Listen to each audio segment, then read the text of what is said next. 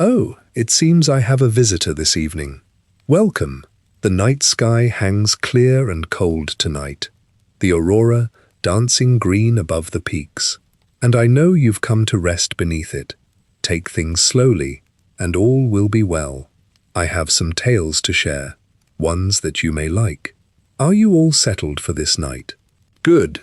Tonight, our story drifts far from Skyrim's snows, east to the ashen land of Morrowind, where a warrior poet climbed from the gutters of a city to the throne of a god.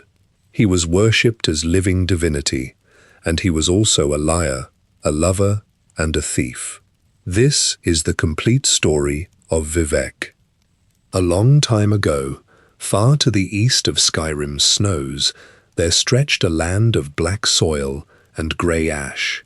In those early days, the people called it Resdain, though in the ages to come, it would take another name, Morrowind. The land itself seemed to resist those who lived upon it. Ash drifted down from a great mountain at its heart, coating the roads and the rooftops and the leaves of the stunted trees.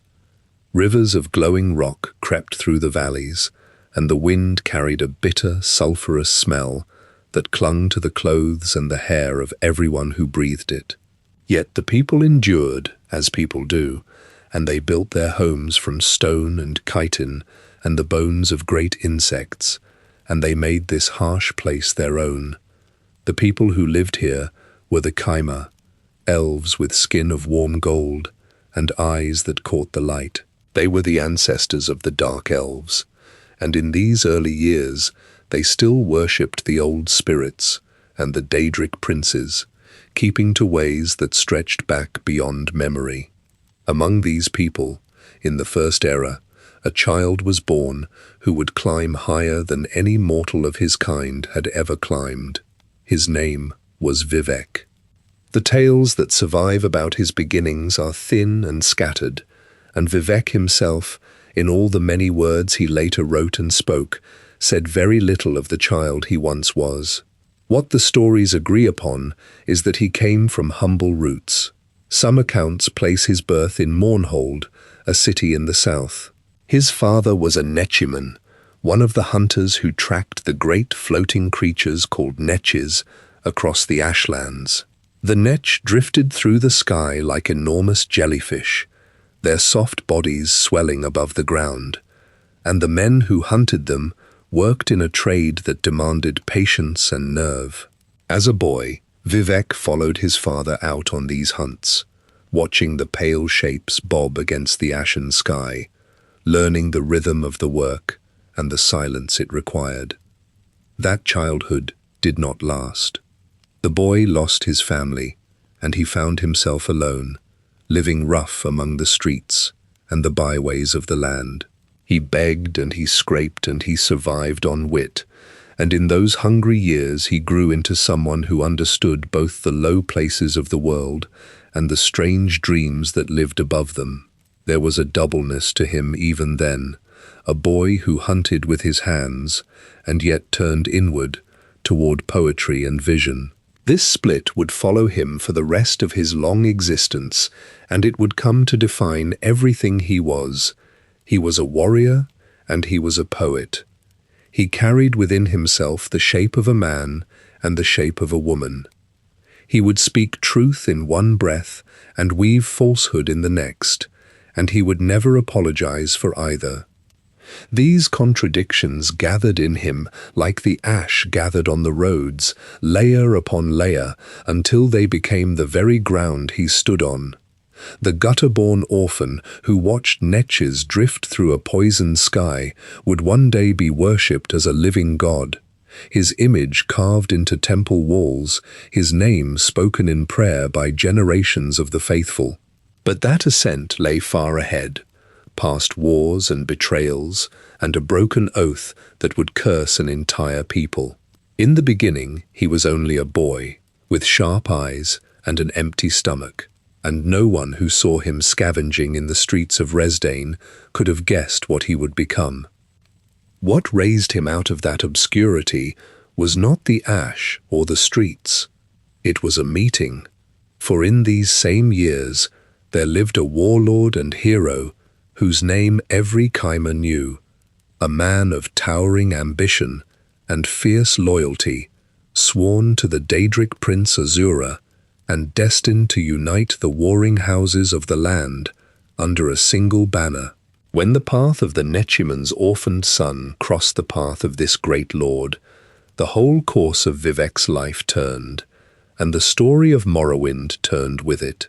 That lord was Indoril Nerevar, and it is with him that the next chapter of Vivec's rise begins. Indoril Nerevar walked the ash-covered roads of Resdain, leading columns of marching warriors across the dark terrain. He wore armor shaped from the rigid carapaces of giant insects, polished to a dull shine with sand and thick oils. A long curved blade hung at his hip, the metal reflecting the harsh light of the midday sun as he moved. On his hand rested a heavy ring forged of silver and gold, bearing the engraved shapes of a moon and a star. The Chimer gathered around his encampments, pitching tents of thick animal hide and lighting hundreds of fires that sent columns of black smoke rising into the sky. Nerevar stood at the center of these camps, giving loud orders, pointing across the valleys and organizing the scattered tribes into a unified force. He spoke directly to the clan leaders, offering them positions in his growing army and securing their loyalty with chests of steel weapons and sacks of grain. During one of these marches through the crowded markets of a settlement, Nerevar noticed a young man speaking to a gathering of locals. This was Vivec, standing on a wooden crate, his voice carrying clearly over the noise of braying pack animals and hammering blacksmiths. Vivec moved his hands constantly as he spoke, shaping his words with physical gestures, holding the attention of the crowd with his sharp eyes and quick reflexes. Nerevar saw the physical dexterity and the intense focus of the youth, and consequently he brought Vivec into his own retinue. Vivec traded his patched leather scraps for fitted Chimer armor. He joined Nerevar by the large campfires at night, eating roasted ash yams and drinking bitter wine from clay cups. They sparred with wooden practice swords in the mornings, and Vivec learned to strike quickly, using his agility to match Nerevar's heavy, bruising strength. Furthermore, Nerevar expanded his inner circle by bringing in other powerful figures from the major Chimer houses. He sought out Almalexia, a woman of high standing who walked with a straight back and deliberate, measured steps. She draped herself in fine silk robes dyed in deep reds and bright golds, garments that trailed softly over the stone floors of the clan halls. Her voice resonated clearly through the rooms, carrying commands that the warriors immediately followed. Nerevar and Almalexia stood together before the priests of the Daedric prince Azura, breathing in the thick, sweet smoke of burning incense. They clasped their hands together over a stone altar, speaking the binding vows of marriage. Following this union, Nerevar took up the title of Hortator, the supreme war leader of the Chimer people. He carried the massive embroidered banner of House Indoril, planting its wooden shaft firmly into the soil at the head of his marching columns. Moreover, the Hortator required a mind suited for deep study and the mechanics of warfare. Sotha Sil filled this position perfectly. He spent his days sitting in quiet, dimly lit stone rooms, surrounded by brass gears, glass lenses, and heavy scrolls of parchment. His fingers were perpetually stained with dark blue ink and coarse metal dust. He examined strange mechanisms and ancient texts, tracing the lines of ink with his calloused fingertips. When he spoke, his voice remained soft and measured, rarely rising above the crackle of the nearby hearth. Sotha Sil provided the council with detailed maps, drawn with precise measurements, showing the elevations of the mountains and the depths of the winding valleys. Subsequently, Vivec, Almalexia, and Sotha Sil became Nerevar's closest advisors, forming a permanent council.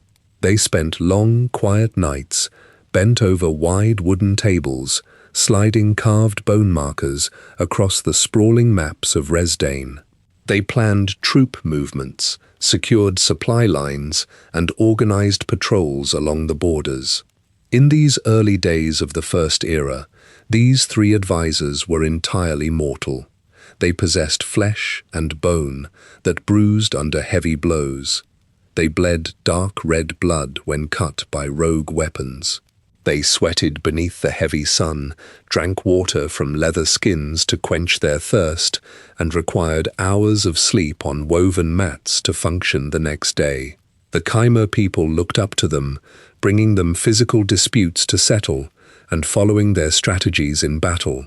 They functioned as the central nervous system of Nerevar's army, each contributing their physical labor and spoken plans to the survival of their people.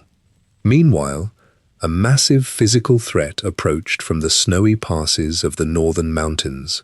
Tall men with pale skin and thick blonde beards marched down the icy slopes, their heavy boots crunching against the frost. These were the Nords, and they carried heavy iron axes and wore the thick pelts of wolves and bears over their shoulders. They shouted war cries that echoed off the canyon walls, striking their wooden shields with their weapons. The Nords arrived to conquer the Ashlands, burning outposts and seizing territory by force. The Khmer needed a massive army to repel them, and they desperately needed heavily armed allies. Nerevar and his three counselors looked toward the deep, sulphurous caverns under the mountains. Down in those depths, the reclusive Dwemer built their towering machines of brass and steam, hammering metal upon massive anvils. The council prepared to descend into those tunnels, carrying offerings of peace, intending to propose an unprecedented alliance that would reshape the boundaries of the world. Nerevar, accompanied by Vivec, Almalexia, and Sotha Sil, walked down the sloping, torch-lit ramps into the subterranean cities of the Dwemer. Thick clouds of steam hissed from copper pipes lining the stone walls, and the heavy smell of machine oil and sulfur filled their lungs. They passed massive bronze gears turning behind iron grates and heard the constant, rhythmic striking of metal hammers against anvils. The heat in the tunnels caused sweat to bead on their foreheads, soaking the collars of their tunics. At the center of the largest cavern, they found King Dumak Dwarfork sitting on a throne of polished brass. Dumak wore heavy plates of dwarven metal over a thick, fire-resistant tunic, and his long beard was braided with copper wire. Deep scars lined his forearms, showing his history of working near open forges. The Khmer delegates stopped before him, laying their bone-forged weapons on the stone floor to signal their intent. Vivec stepped forward to address the Dwemer king.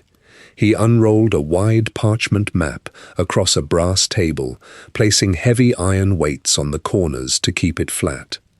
He traced his calloused fingers along the northern mountain passes, showing the exact routes the Nord invaders took through the snow. He spoke clearly, detailing the heavy iron axes chopping through Chima bone armor and Dwemer brass plating alike. He listed the exact numbers of the Nord hosts, the locations of their camps, and the specific weapons they carried. Vivec offered Dumak a trade, pushing chests of raw ebony ore, bundles of cured netch leather, and sacks of refined salt forward across the floor. Furthermore, he proposed a combined military strike, showing how Khmer destruction magic and Dwemer siege engines could shatter the Nord shield walls. Dumak listened to the young counselor, watching Vivec's precise gestures and measuring the tactical soundness of the plan. After a long silence, Dumak reached across the table and grasped Nerevar's hand, sealing the alliance. Consequently, the combined forces of the Khmer and the Dwemer marched north to meet the Nordic invaders. The battlefield became a chaotic mix of grinding metal, shouting warriors, and spraying blood. Towering Dwemer centurions vented scalding steam into the freezing air, swinging massive hammers that crushed the Nord's wooden shields into splinters. Alongside them, Chimer warriors in insect shell armor thrust long spears into the gaps of the Nord's iron mail. Vivec fought in the vanguard of this new army. He moved swiftly over the blood-soaked permafrost, wielding two curved daggers. He slipped beneath the wide swings of the Nordic battle-axes, slashing at the exposed hamstrings and throats of his enemies. He yelled commands to the Chimer archers, directing volleys of bone-tipped arrows into the thickest clusters of the northern warriors. Through weeks of relentless combat, the Chimer and Dwemer pushed the Nords out of the Ashlands. The invaders left their broken weapons and their dead in the mud, retreating up the icy slopes and returning to the frozen valleys of Skyrim. Following this victory, the leaders of both races gathered at a massive circular stone table to formalize their new relationship. They established the First Council, a governing body consisting of the high leaders from both the Chimer houses and the Dwemer clans. Nerevar and Dumak sat side by side, sharing cups of spiced wine and dividing the contested lands equally between their peoples by drawing new borders on the maps. Vivec took his seat at this table, observing the interactions carefully. He acted as the subtle rogue of the council, listening to the whispered conversations of the Dwemer engineers and reading the minute facial expressions of the Chimer clan leaders. He navigated the political meetings with the same physical agility he used on the battlefield. He poured wine for the proud Dwemer architects, complementing the precise cuts of their gems, and shared strategic insights with the Chimer warlords, passing them detailed reports of border patrols. He maintained a gallant exterior, smiling and offering a steady hand to everyone he met, securing his place as an indispensable diplomat and a trusted knight in Nerevar's court. With the Nords gone and the borders secured, the people of Resdain built new settlements along the riverbanks. Chimer farmers planted ash yams in the open fields, and Dwemer scholars walked the surface roads to chart the stars with brass telescopes. The Dwemer eventually returned the bulk of their focus to their deep underground excavations. They aimed their pickaxes and massive drilling machines down into the bedrock beneath the towering Red Mountain. Down in the deepest volcanic shafts, the Dwemer high engineer Kagranak directed his miners to cut through the heavy, igneous rock. The iron picks broke through a wall of solid stone, creating a jagged hole. Through that gap, Kagranak saw a massive, glowing red object, pulsing with heat in the center of the dark cavern, beating with a heavy, rhythmic thud. Kagranak stood on a platform of wrought iron, suspended above a lake of bubbling magma. Sparks flew from the chisels of his workers as they dug deeper into the basalt walls of Red Mountain. The air in the cavern carried a thick smell of sulfur and scorched earth. At the center of the excavation site rested a massive fleshy organ encased in volcanic rock. This was the heart of Lorcan. It pulsed with a slow, heavy rhythm, causing the iron platform to vibrate under Kagranak's heavy bronze boots. He signaled his workers to pull back, and he approached the massive artifact holding a thick brass caliper. He measured the exact dimensions of the heart, recording the numbers on a roll of vellum. He planned to extract the energy from this object to power a creation of immense scale. To handle the heart, Kagranak required specialized instruments. He returned to his private forge, lighting the furnaces until the coals glowed white-hot. He took heavy ingots of meteoric glass and dwarven metal, hammering them over a steel anvil. Sweat dripped from his chin as he worked the bellows, forcing air into the flames. Over several months, he crafted 3 unique items. First, he shaped Wraithguard, a heavy gauntlet woven with copper wires and insulated with thick leather strips to protect the wearer from raw energy. Next, he forged Sunder, a massive, blunt hammer designed to strike the heart and release its focused power. Finally, he sharpened Keening, a short blade with a crystalline edge meant to flay and shape the released tones of energy. With these 3 tools, Kagranak aimed to channel the heart's power into a new vessel. Deep in another cavern, thousands of Dwemer engineers assembled this vessel. They bolted together plates of polished brass, constructing a bipedal automaton that reached 1,000 feet toward the cavern ceiling. They called this brass giant the Numidium. Wooden scaffolding surrounded the immense legs, and workers climbed up and down, carrying buckets of heavy black oil to lubricate the massive joints. Kagranak intended to activate this colossal machine using the heart, providing the Dwemer people with a god of their own making. He planned to elevate his entire race through the mechanics of this towering brass figure. While the Dwemer worked in the deep tunnels, Lord Vorin Dagoth of the Kaima walked the upper levels of the mountain. He led a small scouting party, mapping the new Dwemer outposts along the jagged ridges. During his patrol, he noticed a heavy concentration of steam venting from a hidden fissure in the rock. Vorin squeezed through the narrow gap, descending a winding stone staircase that led directly to the upper galleries of the Numidium assembly chamber. He lay flat against the cold stone grating, watching the engineers weld the final plates onto the brass giant's chest. He observed Kagranak standing before the heart of Lorcan, holding Wraithguard, Sunder, and Keening. Vorin pulled a piece of charcoal and a scrap of parchment from his pouch, sketching the tools and the towering automaton. He collected discarded schematics from a nearby table and pocketed a piece of slag from the forge. With this physical evidence gathered, he climbed back up the stairs and hurried to the Chima capital. Vorin Dagoth entered the High Council chambers in Mournhold, his boots tracking volcanic ash onto the woven rugs. He unrolled his sketches across the long wooden table and dropped the Dwemer schematics next to them. Nerevar, Vivec, Almalexia, and Sotha Sil gathered around the table, the candlelight casting long shadows across their faces. Vorin pointed to the drawing of the massive brass giant and the 3 distinct tools. He detailed the rhythmic pulsing of the heart and the exact words he heard Kagranak speak regarding the Numidium. He described the immense scale of the automaton, the heat radiating from the excavated organ, and the sheer number of Dwemer workers focused on the project. Sotha Sil picked up the Dwemer schematics, tracing the mathematical formulas with his ink-stained fingers.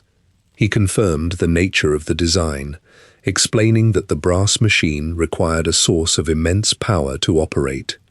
Almalexia slammed her palms flat against the wooden table, causing the inkwells to rattle. She demanded immediate action, stating that the Dwemer committed a high offense against the Daedric spirits the Kimmer worshipped. She paced the length of the room, her silk robes swishing against the stone floor, her voice echoing off the high ceiling. Vivec stood at Nerevar's right side, looking down at the sketches of the brass giant. He drew his curved dagger and drove the point into the center of the parchment, pinning it to the table. He argued that the Dwemer broke the terms of the First Council by building a weapon of this magnitude in secret. Vivec advised Nerevar to assemble the armies immediately and strike the Dwemer strongholds before Kagranak could strike the heart with his tools. Sotha Sil agreed, packing the schematics into a leather satchel and stating that the Numidium posed a physical threat to every living creature in Resdain. The councillors stood united in their demand for conflict. Nerevar listened to his 3 closest advisors, He looked at the ash on Vorin Dagoth's boots, the rattled inkwells, and the dagger pinning the sketch to the wood. He placed his hands on his sword belt and nodded. He gave the order to mobilize the great houses. Chimera messengers ran from the council chambers, sprinting through the city streets carrying heavy wax-sealed letters to the clan leaders. Blacksmiths stoked their forges, sharpening spears and repairing the Catin armor of the soldiers. The alliance between the Chimera and the Dwemer shattered completely in that room. The Chimera warriors gathered their weapons, strapped on their armor, and began the long, hard march toward the ash-choked slopes of Red Mountain to wage a new war. Chimera soldiers gathered in the wide stone courtyards of Mournhold, sharpening chitin blades on heavy grit stones. The War of the First Council commenced with the pounding of heavy hide drums. Nerevar stood on a high stone balcony, pointing his blade toward the north. He rallied the great houses of the Chimera under a single banner. Warriors from House Indoril, Redoran, Dress, and Telvanni marched out of the city gates in long, dense columns. Meanwhile, the warriors of House Dagoth remained absent from the formation, having aligned their forces elsewhere. Dust rose from the thousands of marching boots, coating the surrounding fungal trees in thick, grey powder. Nerevar appointed his most trusted advisors to lead this massive host. Consequently, Vivec, Almalexia, and Sotha Sil took up the mantles of generals. Vivec rode at the head of a fast-moving cavalry unit, mounted on large, armored guar. He wore tight-fitting armor, carved from Drew hide, clutching a long spear tipped with volcanic glass. He directed flanking maneuvers, thrusting his spear toward the Dwemer outposts built into the rocky hillsides. Furthermore, Almalexia commanded the heavy infantry from the center. She wore overlapping plates of gilded bone, raising her voice above the clatter of marching troops to order shield walls into position. Her soldiers locked their tall chitin shields together, forming an impenetrable barrier of jagged spikes. Moreover, Sotha Sil directed the Chimera spellcasters and siege engineers. He abandoned his quiet studies and stood amidst the chaotic noise of the battlefield. He held a staff of polished ebony, tracing complex geometric shapes in the air. Following his gestures, devastating streams of raw fire and concentrated lightning crashed into the Dwemer lines. Sotha Sil analyzed the movements of the Dwemer automatons, shouting specific structural weaknesses to the Chimera archers. The archers drew back their heavy sinew bows, firing armor-piercing shafts into the exposed copper joints and steam vents of the mechanical spiders. The physical clash between the two races shook the ashlands. Dwemer centurions marched down the slopes, exhaling thick plumes of superheated steam. They swung massive bronze hammers, crushing the Chimera shields and the soldiers holding them. The air smelled heavily of boiling blood, ozone, and leaking machine oil. Chimera warriors leaped onto the brass machines, driving their glass daggers into the hydraulic pistons. The automatons collapsed into piles of hissing metal, spilling scalding water over the dark soil. Subsequently, Dwemer spell swords emerged from the subterranean tunnels, firing concentrated beams of sound and kinetic force from handheld resonators. The Chimera retaliated by hurling glass flasks filled with volatile alchemical mixtures, covering the brass armor plates in sticking, burning liquid. The campaign stretched across the rocky plains and deep canyons of Resdain. Vivec utilized his agility to breach the Dwemer fortifications. He climbed the sheer stone walls of the dwarven strongholds, using his daggers as pitons to grip the smooth rock. Upon reaching the battlements, he severed the weighted ropes holding the ballistae, sending the heavy wooden siege engines crashing into the ravines below. He then signaled Nerevar's main force to advance. Nerevar charged through the shattered iron gates, swinging his flaming sword and cutting down the Dwemer defenders in the narrow stone corridors. The clashing of curved glass blades against dwarven steel echoed through the subterranean halls. The death toll mounted on both sides. Bodies of golden-skinned elves lay tangled with the shattered husks of copper spheres and broken brass limbs. Scavenger birds circled above the smoking craters, landing on the twisted metal to pick at the remains. The Dwemer utilized their deep tunnel networks to launch sudden ambushes, bursting from the ground behind the Chimer lines. Therefore, Almalexia ordered her troops to collapse the tunnel entrances. The Chimer warriors carried heavy kegs of blasting powder, packing them into the subterranean vents and detonating them with fire spells. The explosions caused the ground to cave in, burying the dwarven ambushers under tons of igneous rock. Thick plumes of dust plumed into the air, turning the daylight into a dull, brown haze.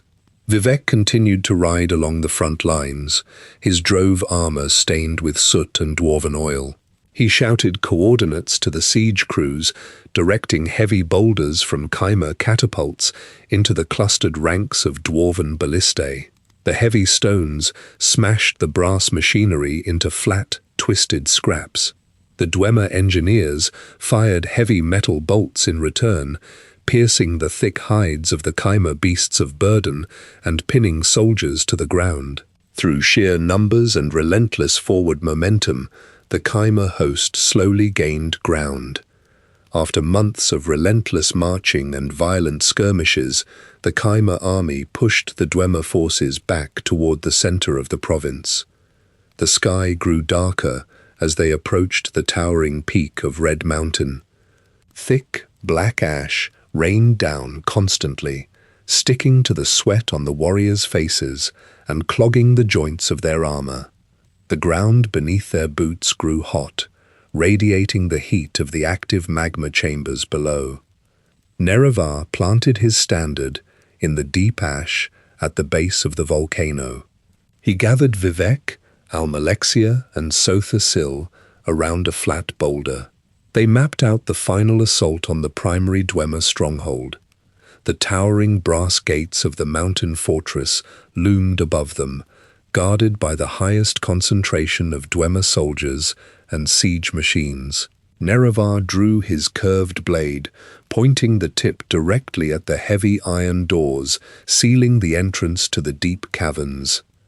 The heavy iron battering ram, capped with jagged obsidian, struck the primary brass gates of Red Mountain. The metal doors bent inward, screeching under the immense pressure. Chimer warriors drove their shoulders against the wooden beams, pushing forward through a barrage of heavy bolts and superheated steam. Vivec, Almalexia, and Sotha Sil remained outside on the ashen slopes, commanding the vanguard and holding back the lines of Dwemer centurions. Meanwhile, Nerevar and Lord Vorin Dagoth stepped through the shattered gates. They carried torches of pitch and wound their way down the spiral stone staircases, descending deep into the volcanic bedrock. The temperature rose with each step, causing sweat to soak their tunics and sting their eyes. The jagged walls of the tunnel scraped against their shoulder plates as they navigated the dark descent. The two Chimer leaders entered a massive, cavernous space hollowed out from the surrounding magma chambers. Rivers of orange lava flowed through deep trenches cut into the stone floor, illuminating the space with a harsh, glaring light. Plumes of black smoke drifted toward the high ceiling, coating the upper scaffolding in thick soot. At the center of the room hung the heart of Lorcan, suspended within a cage of dwarven metal. The massive organ beat with a heavy physiological thud that rattled the Chimer's teeth and shook the dust from the surrounding walls. Behind the heart stood the Numidium, a towering construct of unpolished brass reaching hundreds of feet into the darkness above. The machine possessed joints the size of chimera watchtowers and hands designed to crush stone walls. Its hollow eye sockets stared blankly down at the base of the scaffolding, where King Dumac Dwarfork and High Engineer Kagranak waited. Dumac held a massive warhammer of solid dwarven metal, and Kagranak clutched the specialized tools he had forged. Nerevar gripped his curved, flaming sword and charged across the iron grating toward Dumac. The Dwemer King swung his hammer in wide, heavy arcs, forcing Nerevar to duck and roll across the heated floor. Dumac's weapon struck a support beam, shearing through the thick iron and sending a shower of sparks over the combatants. Subsequently, Nerevar lunged forward, thrusting his blade toward the gaps in Dumac's thick plating. The two leaders traded brutal blows, their weapons gouging deep marks into armor and flesh alike. Furthermore, Vorin Dagoth engaged Kagranak's personal guards, deflecting their thrusts with his shield and driving his spear through their brass cuirasses. The sheer noise of the battle, a mixture of clanging metal, shouting voices, and rushing magma, echoed continuously through the cavern. Dumac caught Nerevar with a sweeping backhand of his hammer. The heavy, blunt metal smashed directly into Nerevar's chest. The impact shattered the Chimera warlord's ribs and sent him crashing backward onto the stone floor. Nerevar tasted copper blood in his mouth and struggled to pull air into his damaged lungs. Bleeding from his deep lacerations, Nerevar planted his boots on the ground and pushed himself upward. He gripped his sword with both hands and drove the glowing blade deep into Dumac's chest. The Dwemer King dropped his hammer, clutched the bleeding wound with his heavy hands, and collapsed onto the metal grating. Blood pooled out from under his heavy armor, boiling and turning to black smoke as it touched the superheated floor. Seeing his king fall, Kagranak rushed toward the heart of Lorkhan. He slid the heavy, insulated gauntlet called Wraithguard over his left hand. He grabbed the blunt hammer Sunder and the crystalline blade Keening. Kagranak raised Sunder high above his head, the heavy metal head of the hammer reflecting the lava's glow, and struck the fleshy surface of the heart. A blinding wave of white light erupted from the point of impact, completely washing out the orange glow of the lava. A high-pitched, shattering tone echoed through the cavern, vibrating at a frequency that caused the stone walls to crack.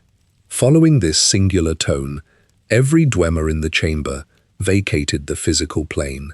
They instantly evacuated their bodily forms, their empty brass armor, heavy weapons, and specialized tools dropped cleanly to the floor, clattering against the iron grating in the sudden quiet. This physical event extended far beyond the walls of the heart chamber. On the surface slopes of Red Mountain, the Dwemer engineers fighting Vivec and Almalexia disappeared mid-stride. Their metal chest plates and greaves fell onto the volcanic ash. Deep in the distant underground cities across Resdain, dwarven scholars and smiths vanished from their workbenches and anvils, leaving only their clothes and instruments behind. The entire race ceased to occupy physical space simultaneously, leaving their mechanical centurions to wander aimlessly through the empty halls. The exact details of this sequence occupy different physical records across the province. In the grand libraries of Mournhold, temple scribes dip their quills in black ink, writing on thick parchment that Kagranak struck the heart in a panic, causing his own people to disappear. Conversely, in the hide tents of the Ashlands, nomadic storytellers carve different shapes into wet clay tablets. These clay records show Nerevar cutting down both Dumac and Kagranak with his flaming sword, leaving the Dwemer tools resting untouched on the ground, before the Daedric Prince Azura physically reached into the chamber to wipe the Dwemer from the world. Observers can look at the ink on the parchment or the grooves in the clay to see the distinct, conflicting retellings of the event. Looking at either the carvings or the ink, The physical aftermath in the cavern presented a singular reality. The Dwemer bodies completely evacuated the cavern, and the pulsing heart of Lorcan remained suspended in its metal cage. Kagranak's 3 specialized tools, Wraithguard, Sunder, and Keening, lay scattered on the iron grating. Vorin Dagoth stood over the empty armor of the dwarven engineers, breathing heavily.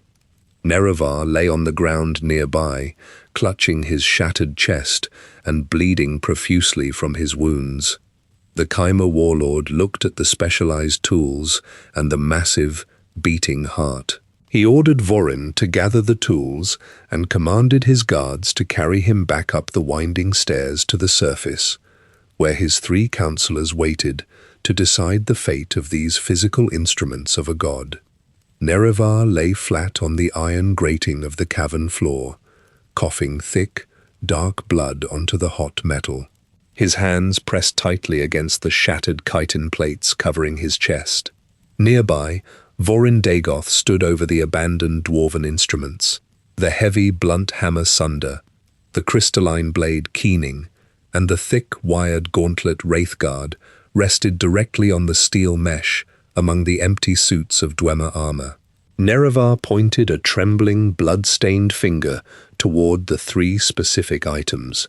He instructed Vorin to remain inside the magma-lit chamber and maintain a close, physical watch over the instruments.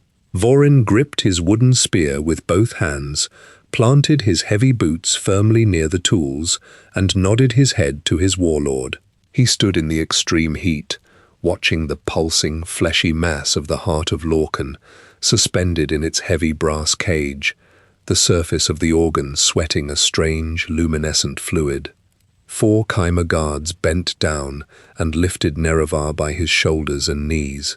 They carried him away from the center of the chamber, navigating the narrow stone walkways bridging the flowing rivers of orange lava.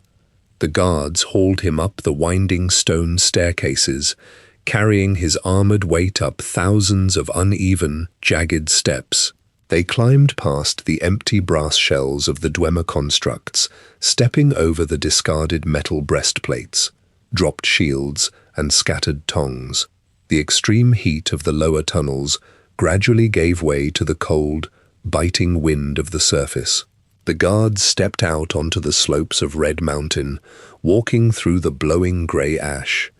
The coarse dust stuck to the wet blood coating Nerevar's armor as they transported him down the steep mountain trails, their boots sliding in the loose gravel until they reached the main Chimer encampment.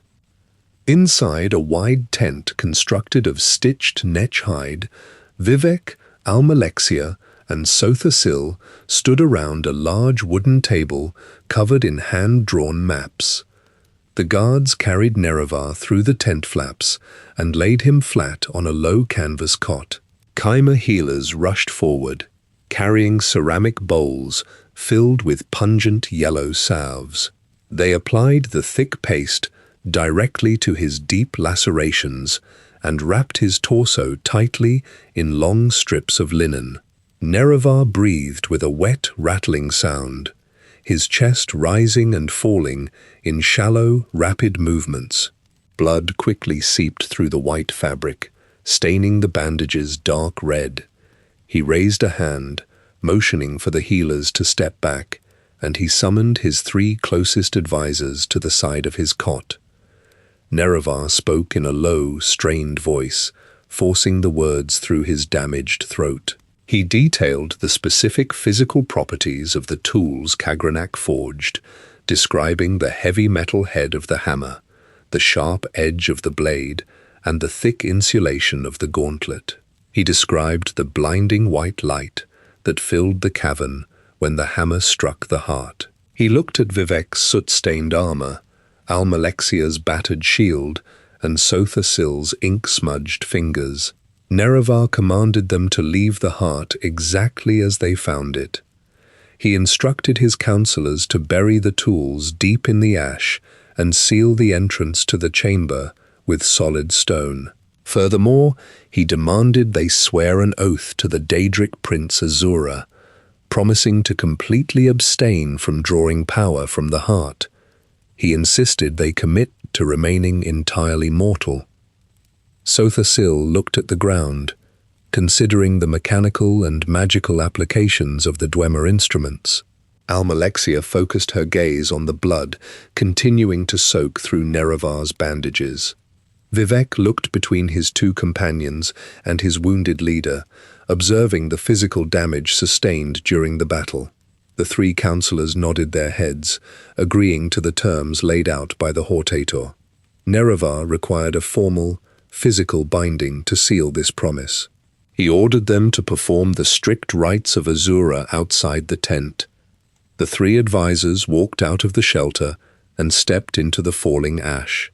They gathered handfuls of crushed bone and yellow sulfur from leather pouches, sprinkling the dust into a wide circle on the rocky ground. They carried silver bowls filled with burning resin, placing the smoking vessels at the edges of the circle. Vivec, Almalexia, and Sotha-Sil knelt in the center, pressing their bare knees directly into the sharp volcanic stones. Nerevar watched them from his cot, looking through the open flaps of the hide tent.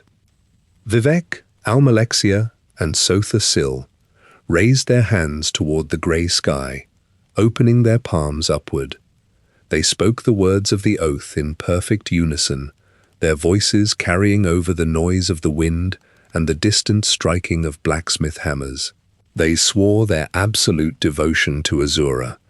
They vowed to leave Kagranak's tools untouched by Chimer hands. They promised to completely avoid the heart of Lorcan, explicitly committing to live the entirety of their lives as mortal beings subject to age and injury. The thick smoke from the burning resin drifted over their kneeling forms, coating their hair and armor in a fine white powder. Nerevar listened to their unified voices echoing across the camp, accepting the spoken words as a binding contract. He rested his head back against the canvas, breathing shallowly, and ordered his guards to prepare an escort to return to the heart chamber to retrieve Vorin Dagoth. Nerevar walked back down the winding stone stairs of Red Mountain, leaning his heavy, armored weight onto the shoulders of two Chimer guards. Vivec, Almalexia, and Sotha-Sil followed closely behind him, their boots clicking against the uneven rock. They re-entered the cavern, illuminated by the rivers of orange magma. Vorin Dagoth stood exactly where they placed him, standing next to the heavy brass cage holding the heart of Lorcan. Sweat poured down Vorin's face, washing the grey volcanic ash from his cheeks. His pupils dilated widely, completely filling the irises of his eyes, and his jaw muscles twitched with rapid, erratic spasms. He clutched the dwarven hammer sunder tightly in his right hand and held the crystalline blade, keening in his left. Nerevar extended his open palm, requesting the return of the Dwemer instruments. Consequently, Vorin stepped backward, pressing his spine against the hot metal of the cage. He shouted a warning about the frequency emitted by the tools, gripping the handles tighter against his chest. He raised Sunder above his head and lunged forward, swinging the heavy metal block directly at his warlord. Vivec drew his curved glass daggers and leaped into the path of the attack. The glass blades clashed against the heavy dwarven hammer, sending a shower of orange sparks cascading across the iron grating. Almalexia grabbed Nerevar's belt, pulling him backward away from the swinging weapons. Sotha-Sil pointed his polished ebony staff at Vorin, releasing a thick stream of concentrated lightning. The electrical current scorched the chitin plates on Vorin's chest, leaving blackened burn marks on the armor. Vorin shrieked, dropping a small glass flask onto the floor.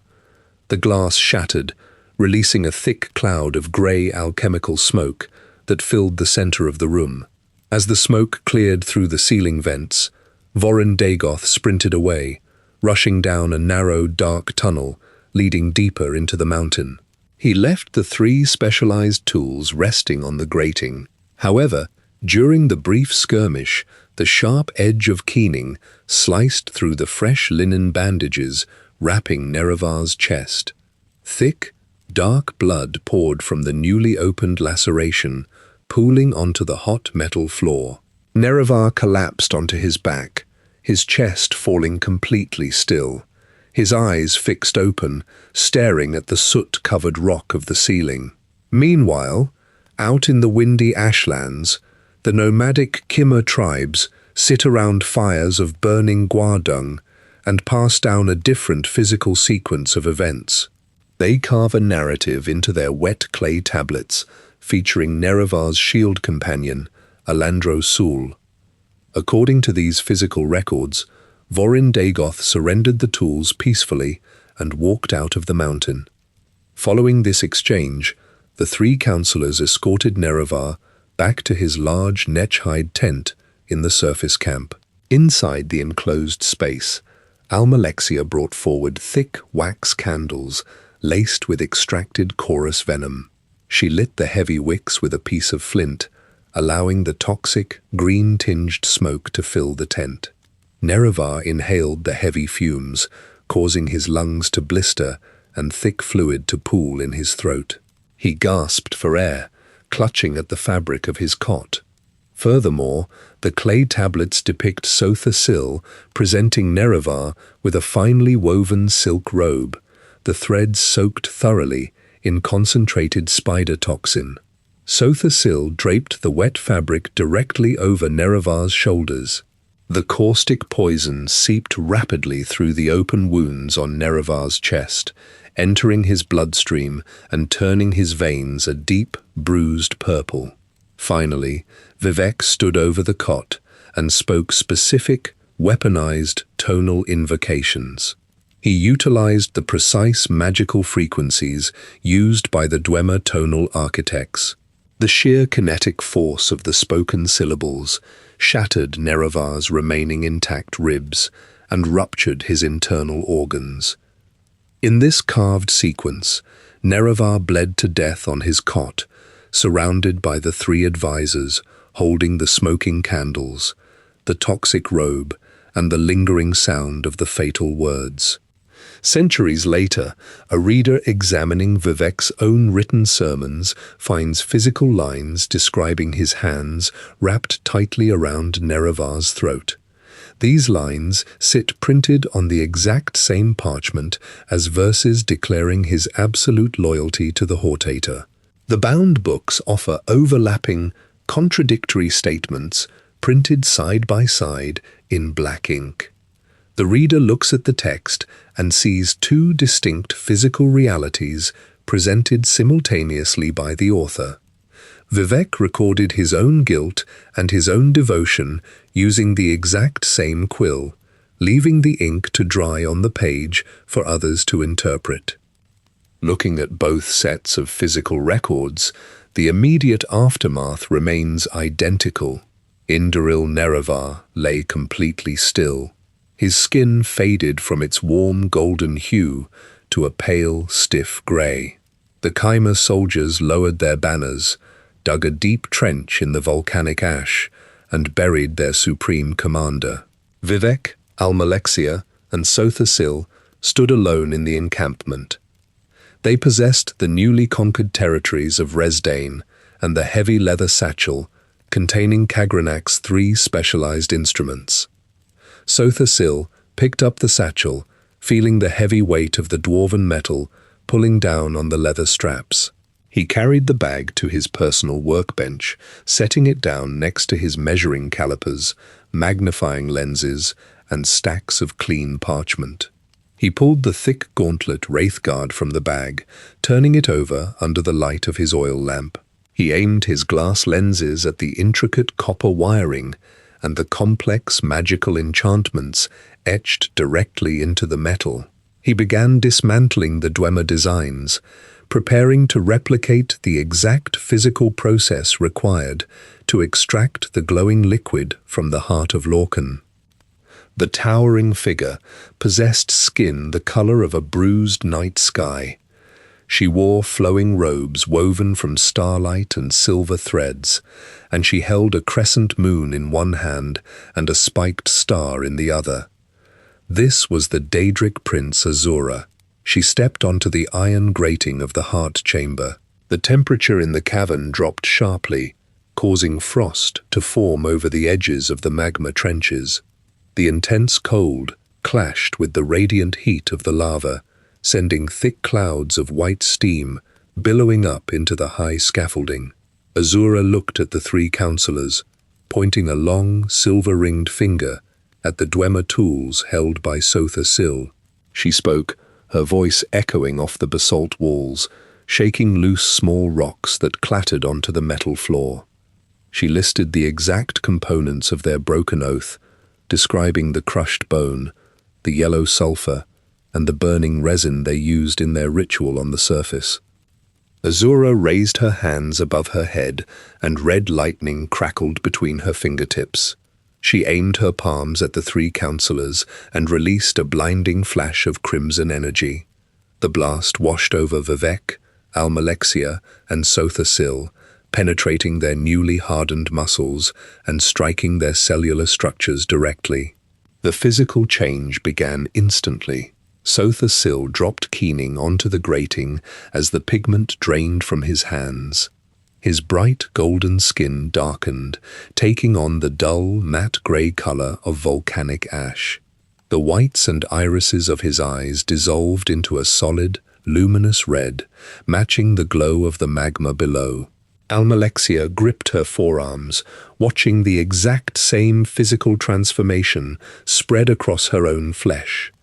She ran her fingers over her face, feeling the new, coarse texture of her ash-colored skin as the golden luster vanished completely. Vivec watched the grey ash color spread up his legs and across his torso. He held up his hands and channeled the raw red energy he had just absorbed from the heart of Lorcan. He pushed back against Azura's curse, using his newly acquired power, creating a physical barrier of golden light down the center of his chest. He stopped the pigmentation shift directly at the vertical midline of his body. On his right side, his skin retained the smooth golden hue of the Chimer. On his left side, his flesh took on the rough, dark grey texture of the ash. One of his eyes remained its natural color, and the other burned solid red.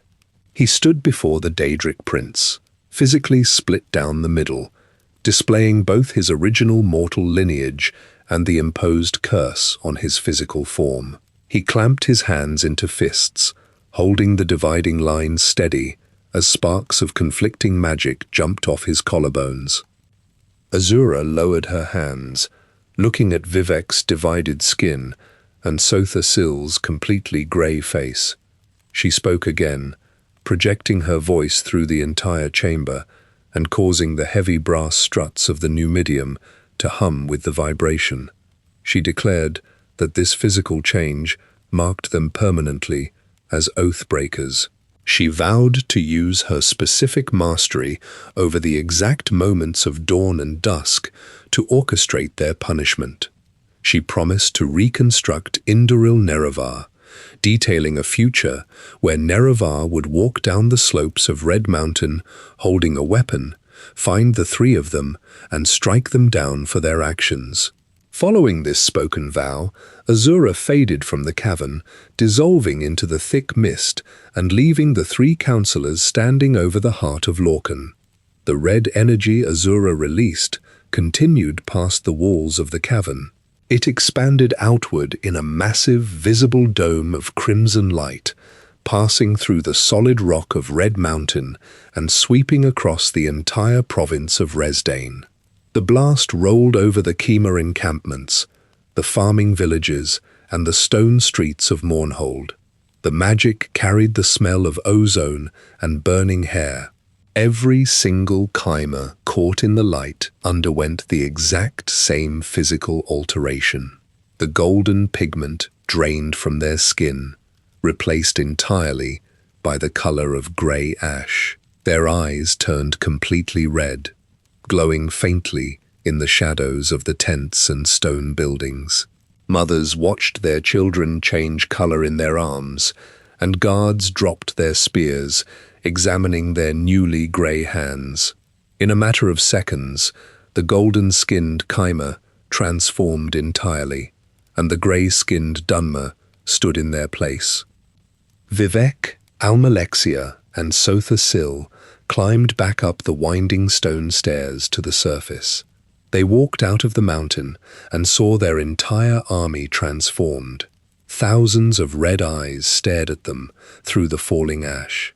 The soldiers pointed at the three counselors, observing their glowing skin, their hovering feet, and Vivec's half-golden appearance. The ash continued to fall from the sky, landing on the grey shoulders of the newly formed Dunmer race. The three advisors looked at the massive crowd of altered soldiers waiting below the volcano. They possessed the physical power of gods, and they needed to establish an immediate, structured hierarchy to control the panicked, transformed masses spreading across the ashen plains. Sotha Sil raised his hands, tracing the newly calculated geometric formulas into the air above the encampment.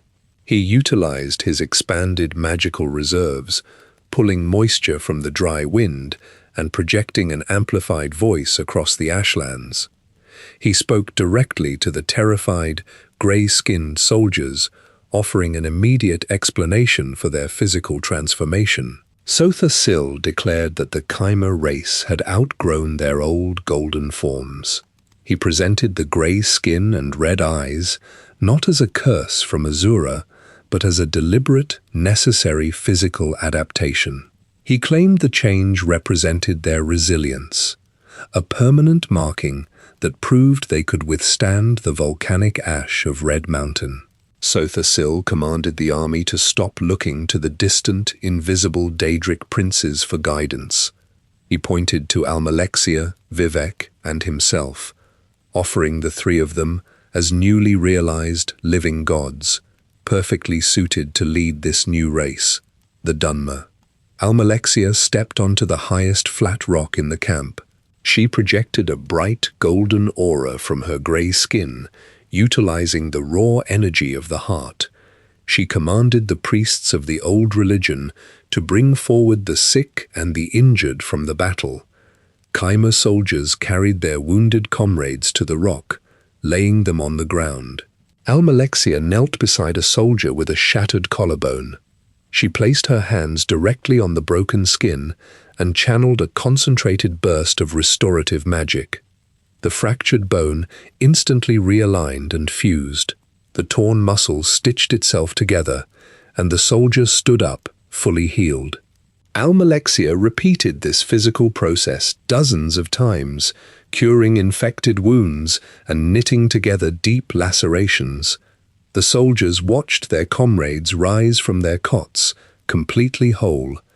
Consequently, they dropped their weapons, knelt in the volcanic dust, and pressed their foreheads to the ground before her. Vivec walked through the kneeling ranks of the army. He did not conceal his split appearance. He deliberately displayed the vertical line separating his golden right side from his grey left side. He spoke directly to the soldiers, claiming his form represented the precise bridge between the old Kaima past and the new Dunmer future. He demonstrated his new capabilities by drawing his glass daggers and moving through a complex martial sequence. His physical speed exceeded any mortal limit. He moved faster than the soldiers could track, his blades leaving bright, lingering trails of kinetic energy in the air. Vivec then stopped abruptly, driving the daggers into the ground. He spoke a tonal invocation, using the exact frequencies he learned from the Dwemer tools. The ground shook, and the loose ash compacted instantly, forming a solid, paved stone road stretching from the camp all the way down the mountain. The display of martial speed, followed by immediate structural creation, solidified his image as the warrior poet in the minds of the observing soldiers. Following these physical demonstrations, the three new gods returned to Mournhold. They entered the High Council chambers and formally dissolved the old governing structures. They established the Grand Council, placing themselves at the absolute top of the hierarchy. They mandated a complete overhaul of the religious practices across Resdain. Sotha ordered the scribes to draft new liturgical texts. He dictated that the three Daedric princes the Kaima previously worshipped, Azura, Boethia, and Mephala, were no longer the primary focus of devotion. Instead, Sotha designated these three spirits as the Anticipations. He wrote that the Daedra had only existed to prepare the people for the arrival of the true, living gods. According to Sotha new doctrine, each member of the tribunal directly replaced one of the Anticipations by assuming their specific spheres of influence. Sotha took the place of Azura, claiming her mastery over magic and mystery.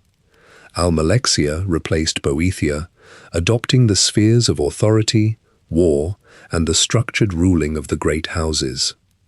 Vivec assumed the position of Mephala. He took on the Daedric princes' associations with sex, murder, and complex hidden plots. Vivec explicitly integrated these darker characteristics into his public persona. He openly acknowledged his capacity for violence and deception, presenting these traits as necessary tools for protecting the Dunmer people. He wrote his own sermons, encoding them with contradictory statements and hidden meanings, forcing his followers to constantly analyze his words. He became the Sees in Amsivi, an acronym formed from the names of the three living gods, cementing their unified rule over the newly transformed race. The tribunal then divided the province, establishing separate, physical seats of power. Almalexia claimed the capital city of Mournhold as her own. She expanded the existing temples, commanding the stonemasons to build towering spires and wide, open courtyards where she could address massive crowds. Sotha completely abandoned the surface of the province. He gathered his tools and schematics and descended into a hidden, subterranean vault. There, he began constructing the Clockwork City, a massive, enclosed biome built entirely of brass gears, turning cogs, and artificial light. Vivec chose a different path. He ordered the construction of an entirely new settlement, a massive architectural project located in the southern waters of Vardenfell, designed to bear his name and reflect his specific vision for the Dunmer. Hundreds of Dunmer workers waded into the warm, shallow waters off the southern coast of Vardenfell. They carried massive blocks of cut pumice and dense volcanic glass on their grey shoulders. They dragged heavy wooden sleds over the wet sand, pulling massive timbers cut from towering mushroom trees. They drove these heavy wooden pilings deep into the muddy sea floor, establishing a stable foundation in the brine. Using thick ropes and iron pulleys, they hoisted the stone blocks, constructing wide, tiered cantons. Vivec hovered in the air, directly above the construction site, watching the masons mix crushed shells with volcanic ash to form thick, grey mortar. He pointed his half-golden, half-grey fingers toward the specific foundations, directing the exact placement of the cantons. He created massive, multi-level ziggurats connected by wide, arched stone bridges. The lower levels contained iron grates for water drainage and dark, cramped tunnels holding heavy copper pipes. The upper levels featured wide, flat plazas and high-vaulted temple domes covered entirely in hammered gold leaf. The workers built the entire settlement directly on the water, creating a dense, vertical city separated by flowing canals. To patrol the stone bridges and narrow waterways of his new city, Vivec formed a personal military order. He selected specific men and women from the Dunmer ranks, outfitting them in glass armor forged from raw, heated malachite. The armor shone with a translucent green tint under the midday sun, These soldiers carried sharp chitin swords and wore long, flowing cloaks of woven spider silk. They called themselves the buoyant armigers. They polished their green glass armor with oiled rags until it reflected the rippling water of the canals. They rowed through the city waterways on long, narrow wooden skiffs, plunging long poles into the muck to steer. They marched across the cantons in tight, synchronized formations, their boots striking the stone in perfect unison. Vivec instructed them to recite his spoken poems aloud and mimic his extreme physical agility. They practiced acrobatic leaps over the canals, landing silently on the stone ledges. They sparred with one another in the open courtyards, gripping their blades tightly and explicitly modeling their fighting styles on his specific dagger techniques. They performed their martial drills entirely in his image, presenting a constant, armed force throughout the cantons. Vivec hovered inches above the paved stone streets among the crowded Dunmer markets, sitting with his legs crossed in mid-air. Crowds gathered tightly around him, pressing their grey hands against the hem of his silken loincloth. They brought baskets of kwama eggs, bundles of tall marshmallow stalks, and carved bone trinkets, setting the physical offerings directly on the cobblestones beneath his hovering feet. In return, he displayed the dense magical power he extracted from the heart of Lorcan. A farmer presented a beast of burden with a shattered leg. Vivec placed his hand over the broken limb, and the bone fused completely in seconds, allowing the beast to stand firmly on the ground. A Nechiman brought his blind daughter to the temple steps. Vivec pressed his thumbs against her white corneas, replacing the damaged tissue and restoring her dark red pupils immediately. Furthermore, a group of merchants presented rusted, dull iron blades. Vivec ran his index finger down the edges, stripping away the oxidized metal and leaving sharp, polished steel. He performed these physical acts continuously throughout the day, cycling through hundreds of petitioners. He hovered above the central plaza, manipulating the local weather patterns using tonal frequencies. He pushed his hands toward the sky, parting the heavy ash clouds and directing concentrated beams of sunlight down onto the city cantons. Furthermore, he summoned localized rain showers to fall strictly over the agricultural terraced gardens. The fresh water soaked the tall green stalks of Soltris and kept the nearby commercial markets completely dry. The Dunmer people reacted by throwing yellow and blue flower petals over the stone bridges. They chanted his name in massive, organized choruses, their voices vibrating against the stone walls and creating a continuous, droning hum.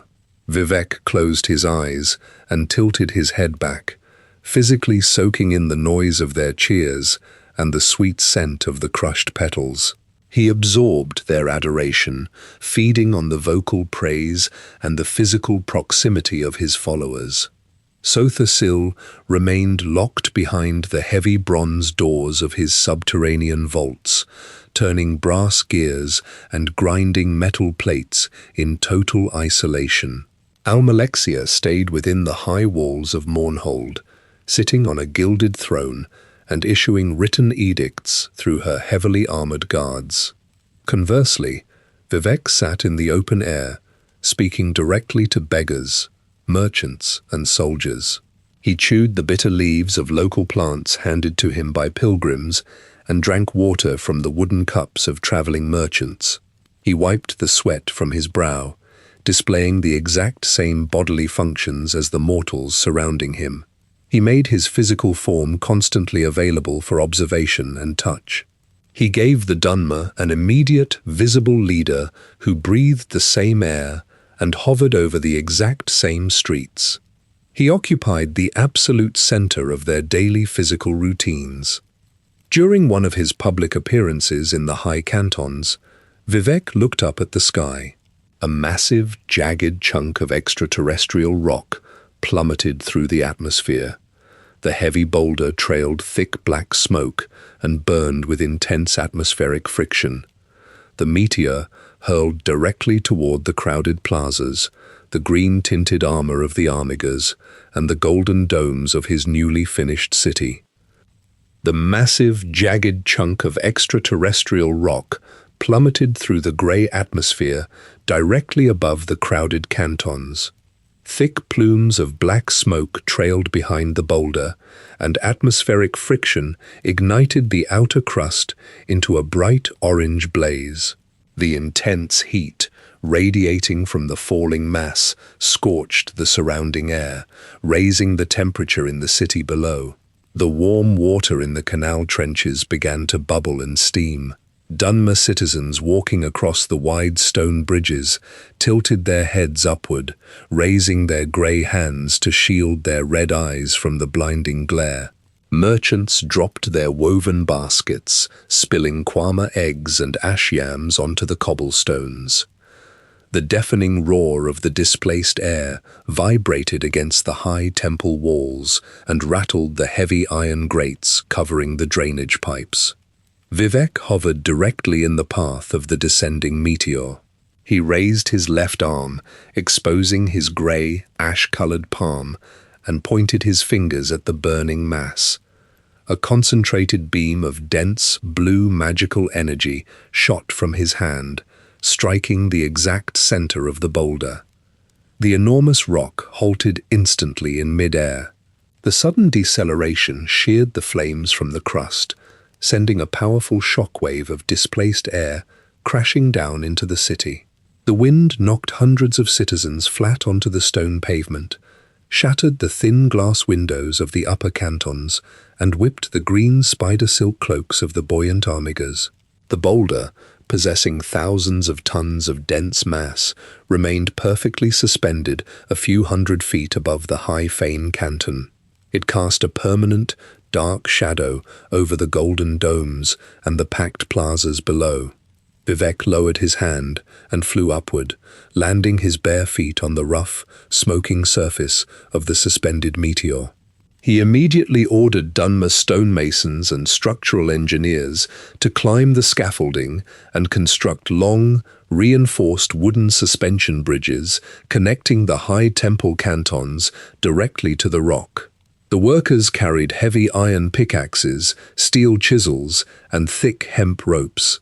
They chipped away the dense outer crust and hollowed out the entire interior of the boulder. They carved winding stone tunnels, small rectangular cells, and heavy iron-barred doors. Vivec designated this floating structure as the Ministry of Truth. He transformed the extraterrestrial threat into a highly secure prison, suspending it permanently above the center of his own capital. Following the completion of the prison, Vivec addressed the gathered crowds from a high stone balcony on the temple canton. He pointed his golden right hand toward the suspended boulder. He spoke clearly, amplifying his voice with tonal magic to reach every level of the sprawling city. He stated explicitly that the rock maintained its original downward momentum. He explained that his magical power alone kept the boulder hovering in the air. He told the Dunmer people that the rock would resume its descent and crush the entire settlement into dust if their devotion to him ceased. The citizens listened to his amplified words echoing off the stone walls. They looked at the massive shadow covering their markets, and they immediately dropped to their knees on the hard stone streets, pressing their foreheads against the ground. They offered loud, synchronized chants of worship, cementing their absolute obedience through immediate physical displays of submission. To enforce this required devotion, Vivec organized a second, distinct military faction. He recruited strict, heavily armored warriors and named them the Ordinators. These guards wore thick, layered armor plated entirely in gold and heavy brass. They covered their faces with solid golden masks cast into rigid, permanent expressions. The Ordinators marched through the narrow canal streets, carrying heavy ebony maces and tall tower shields. They grabbed religious dissenters by the collars of their tunics, dragging them across the stone bridges and locking them inside the dark, cold cells of the Ministry of Truth. The citizens watched the golden-masked guards patrol the walkways, listening to the heavy, metallic thud of their boots on the cobblestones. The visible presence of the suspended rock and the constant armed patrols ensured complete physical compliance with the laws written by the tribunal. Pilgrims traveled from the far corners of the province to see the suspended rock. They walked for weeks over the sharp volcanic plains, wearing down the soles of their leather boots. Upon arriving in Vivec city, they climbed the hundreds of stone steps leading to the high fane. They purchased small wooden shrines and burned pungent incense, filling the plazas with thick, grey smoke. The pilgrims laid their hands on the cold stone of the temple walls, offering physical prayers to the warrior poet hovering above them. Inside the Ministry of Truth, the guards stationed in the carved tunnels wore thick wool cloaks to combat the chilling drafts passing through the iron grates. They dropped food trays through the small slots in the heavy wooden doors, feeding the prisoners locked in total darkness. For hundreds of years, the tribunal maintained this rigid physical structure across the province. Vivec, Almalexia, and Sotha Sil held the borders of Morrowind secure against external forces. They walked among their people, performing physical miracles and commanding massive armies. The Dunmer built thriving settlements across the ashlands, harvesting tall stalks of marshmallow and steering their wooden boats through the coastal waters. The three living gods regularly returned to the heart chamber deep inside Red Mountain to sustain their power. They stripped off their armor, grasped Kagranak's specialized tools from the leather satchel, and struck the pulsing heart of Lorcan to replenish their magical reserves. They bathed in the red light, absorbing the dense energy to maintain their suspended cities and their extended physical lifespans. During one of these routine visits to the volcanic cavern, the three counselors descended the winding stone staircases. They carried the heavy leather satchel containing sunder and keening. They stepped out onto the familiar iron grating, walking through the thick clouds of steam toward the brass cage. As they approached the heart, a tall, grey-skinned figure stepped out from the dark, soot-covered tunnels behind the pulsing organ. The figure wore a golden mask, clutched a heavy wooden spear, and displayed jagged claws extending from his fingertips. Vorin Dagoth stood before the heavy brass cage, completely blocking the path to the heart of Lorcan. His physical form bore severe, grotesque alterations. Thick, grey tumours swelled beneath the skin of his neck and shoulders, stretching the tissue tight. The golden mask he wore fused directly to his face, the metal edges embedded deeply into his cheekbones. He clutched a long spear carved from dense petrified wood, his elongated, black claws digging into the shaft. He exhaled a long, rattling breath that carried the smell of rotting meat and hot copper. Behind him, dozens of similarly mutated figures crawled out of the dark volcanic vents. These were his brothers and loyal retainers, transformed into ash vampires. They walked on extended, double-jointed legs, their mouths hanging open to reveal rows of jagged, needle-like teeth. They dragged heavy iron maces and rusted chimer swords across the grating, creating a loud, continuous scraping noise. Sotha Sil dropped the heavy leather satchel onto the floor and immediately raised his polished ebony staff. He fired a continuous stream of concentrated blue lightning directly at Vorin Dagoth's chest. The electrical current struck the mutated Dunmer, scorching his grey skin and filling the air with the smell of burning flesh. However, the deep burns instantly sealed themselves, new tissue knitting together rapidly over the blackened muscle. Vorin Dagoth stepped forward through the magical barrage, entirely ignoring the physical damage. He swung his wooden spear in a wide, sweeping arc.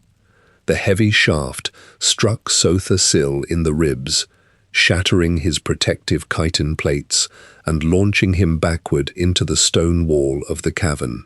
Consequently, Almalexia drew her long, curved sword and charged at the masked figure. She drove the sharp edge of the blade straight toward his exposed throat. Vorin Dagoth raised his left hand and caught the blade directly in his bare palm. The sharp metal cut deep into his hand, grating against the bone. A thick, glowing grey sludge poured from the open laceration, dripping down the fuller of the sword. Almalexia pushed with her entire body weight, digging her boots into the iron mesh floor, but Vorin Dagoth stood completely immobile. He clamped his mutated fingers down on the metal blade, applying immense physical pressure until the forged steel snapped into jagged pieces. He then punched Almalexia in the chest, the sheer kinetic force cracking her golden breastplate and sending her sliding across the slick, blood-stained grating. Meanwhile, Vivec utilized his extreme speed to flank the towering figure. He sprinted across the metal walkways, his hovering feet barely touching the ground. He gripped his two glass daggers and lunged at Vorin Dagoth's back, driving the sharp volcanic glass into the spaces between the thick tumors on his spine. Vorin Dagoth twisted his torso instantly, matching Vivec's accelerated movements. He backhanded the warrior poet with his heavy, clawed hand. The impact struck the side of Vivec's head, denting his helmet and tearing the skin on his grey cheek. Vivec spun through the air and crashed into the massive bronze legs of the inactive Numidium. The collision bruised his internal organs and knocked the daggers from his grip. The horde of ash vampires surged forward, swarming over the fallen counselors. They pinned Sotha Sil to the ground, tearing at his silk robes with their sharp claws. Sotha Sil kicked and punched, struggling to push the heavy, rotting bodies off his chest. During this violent struggle, an ash vampire grabbed the handle of the leather satchel resting on the grating. Sotha Sil grabbed the opposite end, pulling back with all his remaining strength. The thick leather straps tore under the tension. The bottom of the bag ripped open, and Kagranak's 3 specialized tools spilled out. The heavy blunt hammer Sunder, the crystalline blade Keening, and the wired gauntlet Wraithguard clattered loudly against the iron floor, sliding through the puddles of hot condensation. Vorin Dagoth stepped over Almalexia and walked directly to the scattered tools. He bent his elongated knees and picked up Sunder and Keening, gripping the dwarven instruments tightly in his mutated hands. He raised the hammer and the blade above his head, letting the red light from the magma rivers reflect off the metal surfaces. He shouted a command to his ash vampires, ordering them to execute the intruders. Vivec pushed himself off the brass leg of the Numidium, wiping thick, dark blood from his mouth. He sprinted across the floor, dodging the swinging iron maces of the mutated retainers. He grabbed the thick leather gauntlet Wraithguard from the grating, shoving it quickly into his belt pouch. He grabbed Almalexia by the shoulder, hauling her to her feet, and kicked an ash vampire away from Sotha Sil. Vivec shouted for an immediate retreat, assessing the overwhelming physical superiority of Vorin Dagoth and his infinite healing capabilities fueled directly by the nearby heart. Therefore, the 3 living gods ran toward the spiral stone staircases, abandoning their offensive strike entirely. They climbed the steep, jagged steps, leaving trails of blood on the volcanic rock. They heard the heavy, echoing laughter of Vorin Dagoth ringing off the cavern walls below them, mixed with the rhythmic, thudding beat of the heart of Lorcan. The tribunal reached the surface slopes of Red Mountain, breathing in the cold, ash-filled air. Their armor bore deep gouges, and their bodies sustained heavy physical trauma. Sotha Sil pressed his hand against his bleeding side and looked back at the dark, open tunnel leading down into the volcano. He pointed to the single gauntlet tucked into Vivec's belt. He explained the strict mechanical reality of their situation. He stated that without the hammer sunder and the blade keening, they possessed no physical method to strike the heart and extract its energy safely. The red energy stored currently in their cells represented a finite, dwindling resource. They needed to stop Vorin Dagoth from marching out of the crater, and they needed to contain the infectious, grey sludge leaking from his followers. Sotha Sil pulled a piece of charcoal from his pouch and knelt in the ash. He began drafting the architectural blueprints for a massive, continuous physical wall designed to completely encircle the entire volcanic peak and trap the mutated figures inside the blighted crater. Sotha Sil pressed his charcoal against the parchment, drawing a thick, solid line completely encircling Red Mountain. He handed the blueprints to Vivec and Almalexia. They immediately mobilized the Chimer forces remaining in the ashlands. Thousands of stonemasons, carpenters, and soldiers marched to the base of the volcano. They drove heavy wooden pilings into the basalt crust and hauled massive blocks of cut granite up the slopes using iron chains and guar-drawn sleds. The workers mixed thick volcanic ash with seawater to create a dense grey mortar, sealing the stone blocks together. They built a massive, continuous physical barrier surrounding the entire mountain peak. They named this structure the Ghost Fence. The high stone walls successfully trapped Vorin Dagoth, his mutated ash vampires, and the endless hordes of corrupted creatures emerging from the lower tunnels inside the caldera. However, a physical wall required physical maintenance, and the threat inside the crater possessed infinite biological regeneration fueled by the heart of Lorcan. Vorin Dagoth, now entirely consumed by the heart's energy and referring to himself as Dagoth-Ur, directed his forces to systematically assault the Ghost Fence. Blighted creatures with glowing red eyes threw themselves against the stone blocks, tearing at the mortar with jagged claws.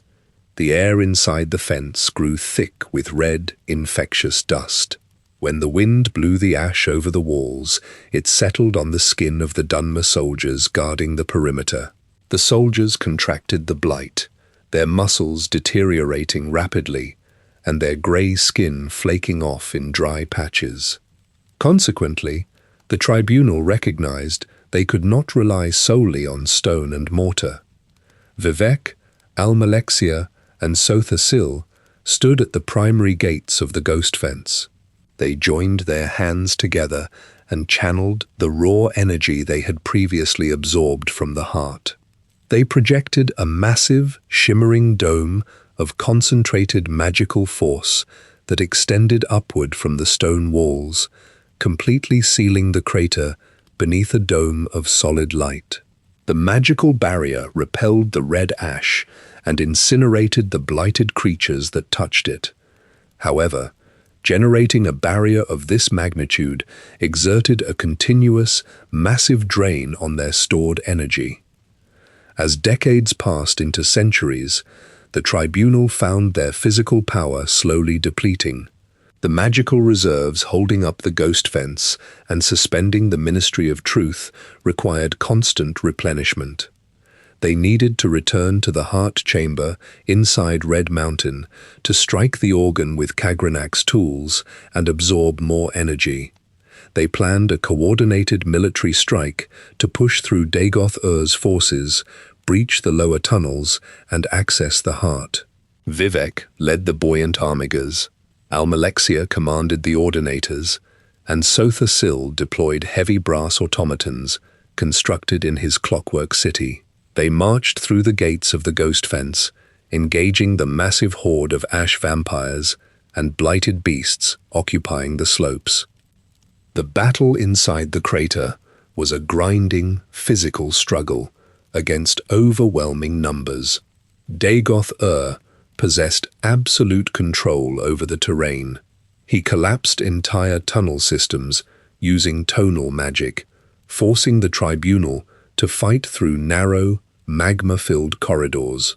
Ash vampires dropped from the ceiling grates, swinging rusted Dwemer axes and tearing through the gold-plated armor of the Ordinators. During a vicious skirmish near the entrance to the Heart Chamber, two of Dagoth highest-ranking ash vampires ambushed Sotha Sil and Almalexia.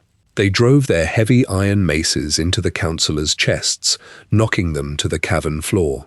Before Vivec could intervene, the vampires snatched the leather satchel containing Sunder and Keening. They turned and sprinted back into the dark tunnels, leaving the tribunal bleeding on the basalt rock. Vivec managed to retain Wraithguard, keeping the insulated gauntlet secured to his belt. However, without the hammer and the blade, the three living gods possessed no physical method to draw power from the heart. They retreated back to the surface, sealing the ghost fence behind them. Dagoth now held Sunder and Keening. He sat securely in the center of Red Mountain, constantly feeding his physical form and his blighted army with infinite energy. The tribunal returned to their respective cities. They sat in their temples, feeling the red energy in their veins, slowly fading. They knew that without the tools, their godhood operated on a strictly limited timeline. Their bodies would age, the ghost fence would eventually collapse, and the suspended meteor above Vivec City would inevitably resume its downward trajectory. Vivec sat in his palace, at the top of the High Fane Canton. He looked out over the crowded stone bridges and the deep green canals of his city. He realized he needed a new strategy to maintain control over the Dunmer people, as his physical power waned. He began to heavily emphasize the religious and administrative structures of the temple. He expanded the ranks of the Ordinators, ordering them to strictly enforce orthodox worship and violently suppress any public mention of the tribunal's fading divinity. He focused entirely on his role as the warrior poet, substituting his decreasing magical output with complex, highly structured written sermons and political maneuvering. He needed to prepare his people and himself for the physical consequences of their depleting energy. Vivec sat at a wide ebony desk inside the highest dome of the High Fane Canton. He dipped a brass-nibbed quill into a ceramic pot of thick, squid ink dye. He pressed the quill against long sheets of stretched netch vellum. He authored 36 individual texts, creating the foundational documents for the Dunmer religion. He titled these documents the 36 Lessons. In these texts, he combined actual tactical maneuvers with entirely fabricated events. He wrote physical descriptions of himself battling giant monsters, reshaping the landscape with his bare hands, and giving birth to mutated children.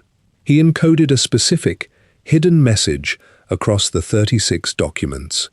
He selected a single numbered word from specific paragraphs in each text. When a reader extracted these exact words and placed them in sequential order, the ink spelled out a direct confession. The encoded message confessed to his mortal origins, his deliberate choice to steal the divine power, and his direct participation in the murder of Indoril Nerevar. Vivec left this code embedded in the daily prayers of his followers, placing his guilt in plain sight on the pages. Furthermore, Vivec mandated the immediate distribution of these texts across Resdain. Temple scribes sat in rows inside dimly lit scriptoriums, copying the lessons onto fresh parchment using straight edges and pumice stones. The workers bound the pages in thick Kaguti leather and stamped the covers with gold leaf, Ordinators carried the bound volumes into the ashland camps and the crowded city cantons. The armored guards demanded total compliance with the new written doctrine. They kicked down the wooden doors of dissident scholars and confiscated older clay tablets containing the Ashlander accounts of Nerevar's death. They tore down woven tapestries depicting the Daedric princes and hung triangular banners bearing the symbols of the tribunal. They piled the banned records in the center of the stone plazas and ignited them with torches. The fire consumed the wood and cracked the clay, sending thick, black smoke into the air. The citizens observed the burning piles and subsequently aligned their spoken prayers entirely with Vivec's newly written lessons. Meanwhile, Vivec engaged in intense, solitary physical meditation to expand his perception of the universe. He sat cross-legged on the polished stone floor of his palace, staring directly at the burning flames of the brass braziers. He focused his mind until his physical surroundings dissolved into a series of intersecting lines and geometric shapes. He observed the entire structure of the mortal plane, viewing the world of Nirn as a giant, turning wheel with thick spokes connecting to a central hub. He pushed his perception further, altering his vantage point to view the wheel from a side angle. From this specific perspective, the circular wheel appeared as a single, vertical tower. Vivec saw this tower and recognized his own physical form as a distinct, separate entity outside of it. He grasped the specific state of existence known as Chim. He retained his individual identity while simultaneously holding the physical structure of the entire universe within his mind. Consequently, this expanded perception granted Vivec the ability to manipulate the physical laws of the world around him. He altered the local gravity, allowing him to float seamlessly above the floor, conserving the diminishing energy extracted from the heart of Lorcan. He rearranged the atomic structure of the air to conjure physical objects directly into his hands. However, this state of Chim required absolute, constant mental focus. A singular lapse in concentration would cause his physical form to instantly dissolve into the surrounding environment, erasing him completely from existence. Therefore, he maintained a rigid, unyielding grip on his own ego, constantly affirming his own physical reality against the crushing pressure of the universe. He anchored his mind to his physical sensations, feeling the cold stone under his fingernails and the heat of the braziers against his grey and golden skin. Moreover, while Vivec maintained his solitary meditations and his strict religious authority, the physical situation at Red Mountain deteriorated rapidly. Inside the deep magma caverns, Dagoth utilized the captured dwarven tools, Sunder and Keening. He struck the heart of Lorcan repeatedly, drawing immense quantities of red energy into his mutated body. He directed his ash vampires and corrupted engineers to construct a new, massive automaton in the center of the chamber. The workers bolted together plates of dark, corroded iron and woven bone, building a second numidium. They called this new construct Akulakan. The towering machine slowly took shape over the magma rivers, its hollow chest cavity remaining open and waiting for a power source. The hammering of the diseased workers echoed endlessly through the tunnels, carrying the smell of rust and rotting marrow up to the surface. Simultaneously, Dagoth released thicker, denser clouds of red ash from the volcano crater. These heavy storms pushed against the magical barrier of the ghost fence. The corrosive dust coated the shimmering light dome, draining the energy reserves of the tribunal at an accelerated rate.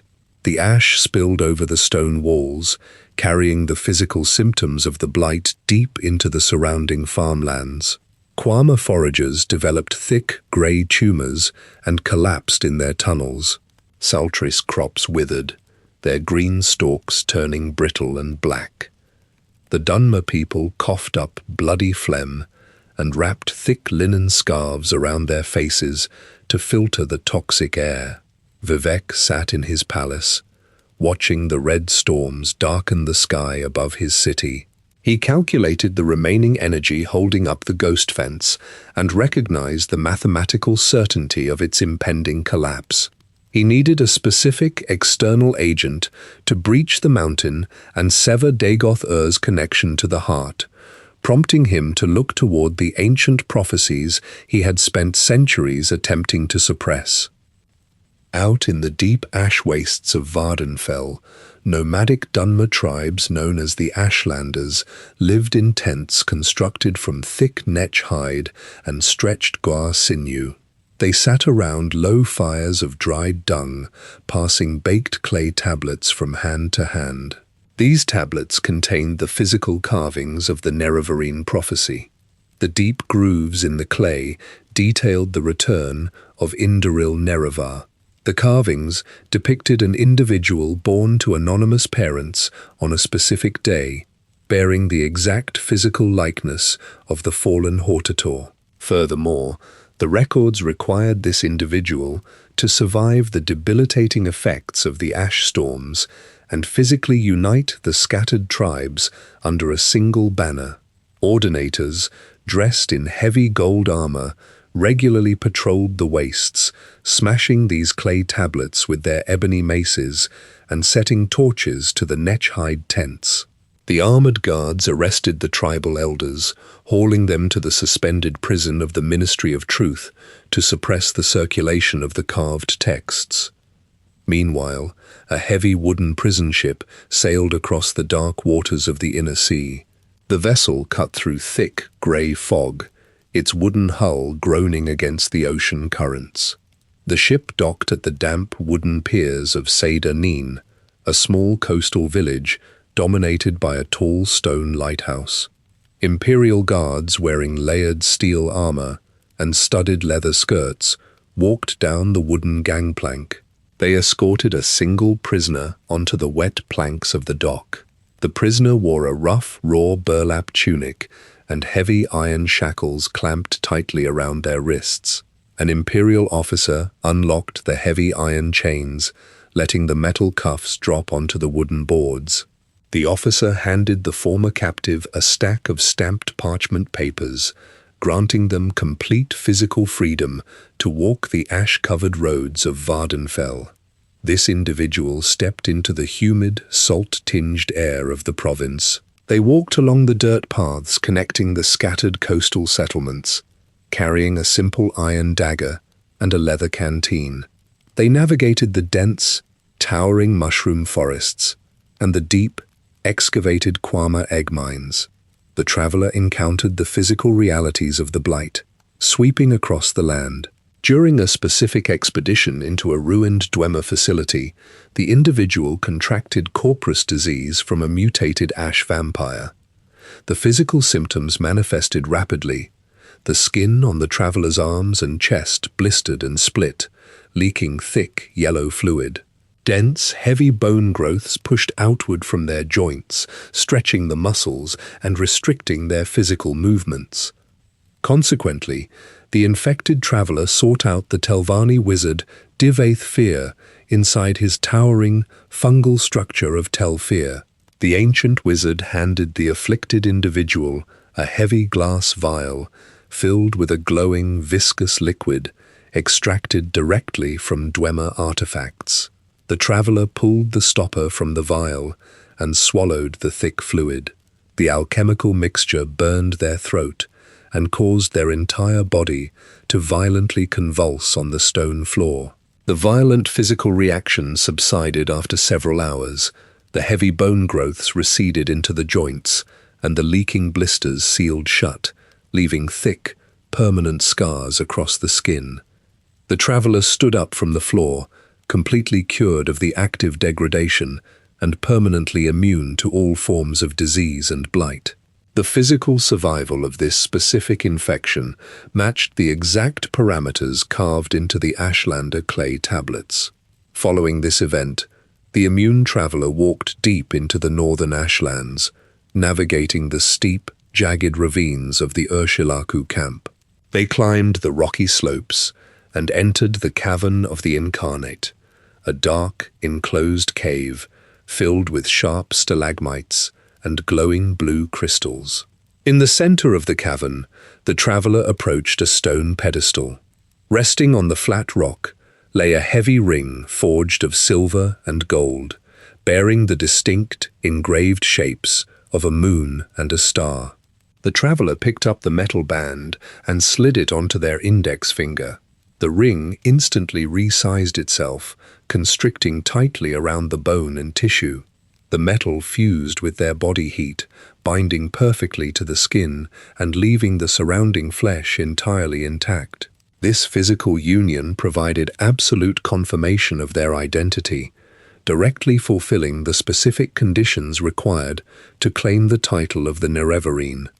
In the high cantons of Vivec city, Vivec sat cross-legged on the polished marble floor of his palace. He held a stack of folded parchment reports delivered by the buoyant armigers. He ran his half-golden, half-grey fingers over the black ink, reading the detailed accounts of the traveller's actions. He read the physical descriptions of the cured corpus scars and the confirmed retrieval of the moon and star ring. Vivec looked up at the high, vaulted ceiling of his chamber, observing the flickering shadows cast by the brass braziers. He calculated the expanding territory controlled by Dagoth-Ur and measured the precise limits of his remaining magical power. He picked up his brass-nibbed quill and dipped it into a pot of dark ink. He drafted a formal written invitation, stamping the bottom of the vellum with a heavy wax seal bearing the triangular symbol of the tribunal. He ordered an armored guard to carry this physical document directly to the Nerevarine, requiring the prophesied hero to enter the palace and stand before the warrior poet. The Nerevarine climbed the wide grey stone steps of the high fane. Armored ordinators stood aside, pulling the heavy bronze handles of the palace doors. The heavy metal hinges ground loudly, opening the passage to the inner sanctum. The traveller stepped onto the polished marble floor. The cavernous room contained tall braziers burning thick, scented oils, casting a flickering orange light over the smooth walls. Small, narrow channels cut into the floor carried flowing water through the room, creating a constant, low, rushing sound that echoed off the high, vaulted ceiling. In the exact center of the chamber, Vivec hovered several feet above the ground. He sat with his legs crossed, his golden right half and his grey left half illuminated by the burning flames. The Nerevarine stopped directly in front of the hovering figure, resting a hand on the leather-wrapped pommel of an iron sword. Vivec looked down at the traveller. He lowered his gaze to the traveller's right hand, specifically observing the heavy silver and gold ring resting on the index finger. The polished metal of the moon and star ring reflected the light of the nearby braziers. Vivec recognized the physical artifact of his former commander, acknowledging the fulfillment of the ancient Ashlander prophecies. He descended slowly, lowering his hovering form until his bare feet touched the marble floorboards. He walked toward a heavy, iron-bound chest, resting against the back wall of the chamber. He lifted the heavy iron lid and reached his grey hand inside. He retrieved Wraithguard, the thick, insulated Dwemer gauntlet forged by Kagrenac centuries earlier. He carried the heavy brass and leather artifact across the room and held it out, offering it directly to the Nerevarine. The traveller reached forward and took the gauntlet. The thick metal plates and copper wiring possessed immense physical weight. The Nerevarine slid the artifact over their left hand and forearm, pulling the thick leather straps tight against their skin to secure the internal locking mechanisms. The brass joints clicked into place over the knuckles, and the exposed copper tubes hummed faintly with latent energy. Vivec watched the metal encase the traveler's arm. He spoke clearly, detailing the exact physical sequence required to sever Dagoth-Ur's connection to the heart of Lorkhan. He instructed the Nerevarine to travel into the deep magma caverns of Red Mountain and locate the two missing tools, Sunder and Keening. Furthermore, he explained the precise mechanical strikes necessary to disable the heart. He directed the Nerevarine to equip the Wraithguard gauntlet to protect their physical form from the raw energy. He told them to strike the fleshy mass precisely once with the heavy hammer Sunder to produce a specific, overwhelming tonal frequency. Subsequently, he instructed the traveler to slash the heart repeatedly with the crystalline blade Keening. He described how the sharp edge of the blade would act as a tuning fork, cutting the generated sound waves and dispersing the stored energy completely into the surrounding volcanic rock. Vivec outlined the immediate physical consequences of this action. He stated that severing the connection would completely drain the remaining energy from the heart. Consequently, Dagoth-Ur would instantly surrender his infinite cellular regeneration and his extended lifespan. His physical form would become entirely mortal, susceptible to standard iron blades and destructive magic. The massive automaton Akulakan would remain completely stationary, its hollow chest cavity standing empty, ensuring its towering brass gears stayed locked in place. The blighted ash storms would settle into the soil, and the mutated ash vampires would exhaust their continuous source of vitality, causing their tumors to rupture and their bodies to collapse. Moreover, Vivec detailed the physical effect this action would have on himself and the other members of the tribunal. He explained that the destruction of the heart's enchantments would instantly sever their own supply of divine energy. Their golden and grey skin would begin to age, showing deep wrinkles and sagging tissue. Their hardened muscles would soften, and their bones would grow brittle. The shimmering magical barrier of the ghost fence would flicker and collapse entirely, leaving the stone walls exposed to the wind. The massive, hollowed-out meteor, known as the Ministry of Truth, would shed its magical suspension and resume its high-speed descent, crashing directly into the cantons of Vivec City. Vivec spoke these facts with a steady, even voice, presenting the impending destruction of his own physical power and his own capital as the required mathematical cost of stopping Dagoth-Ur. The Nerevarine listened to the instructions and the listed consequences. The traveler examined the heavy Dwemer gauntlet secured to their arm, flexing the brass fingers and feeling the heavy resistance of the metal plates. The Nerevarine tightened their grip on their iron sword, turned their back to Vivec, and walked toward the heavy bronze doors. The traveler pushed the doors open and stepped out into the humid air of the city cantons.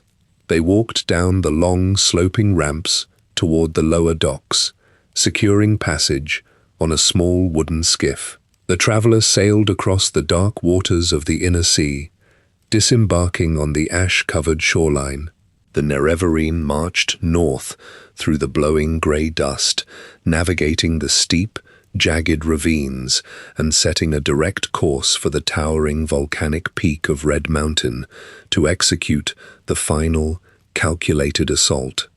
The Nerevarine marched through the dense, abrasive ash storms, blanketing the steep slopes of Red Mountain. The traveler approached the shimmering blue magical barrier of the Ghost Fence, located a specific gap in the energy field, and stepped through to the interior crater. Inside the perimeter, the ground consisted of scorched basalt, jagged obsidian rock formations, and wide fissures venting hot, sulfurous gas.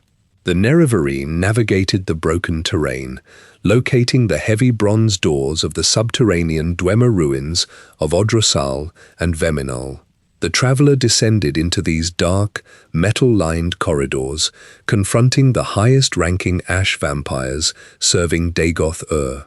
The Nerevarine drove their iron sword through the hardened grey tissue and protruding bone spurs of the mutated creatures. From the stone pedestals deep within these ruins, the traveler retrieved the heavy blunt hammer Sunder and the short crystalline blade Keening. The Nerevarine packed the two Dwemer instruments into a leather sack, tightened the straps, and walked directly toward the main crater housing the citadel of Dagoth-Ur. The traveler pushed open the massive iron gates of the central facility, descending the familiar spiral stone staircases into the deep volcanic bedrock.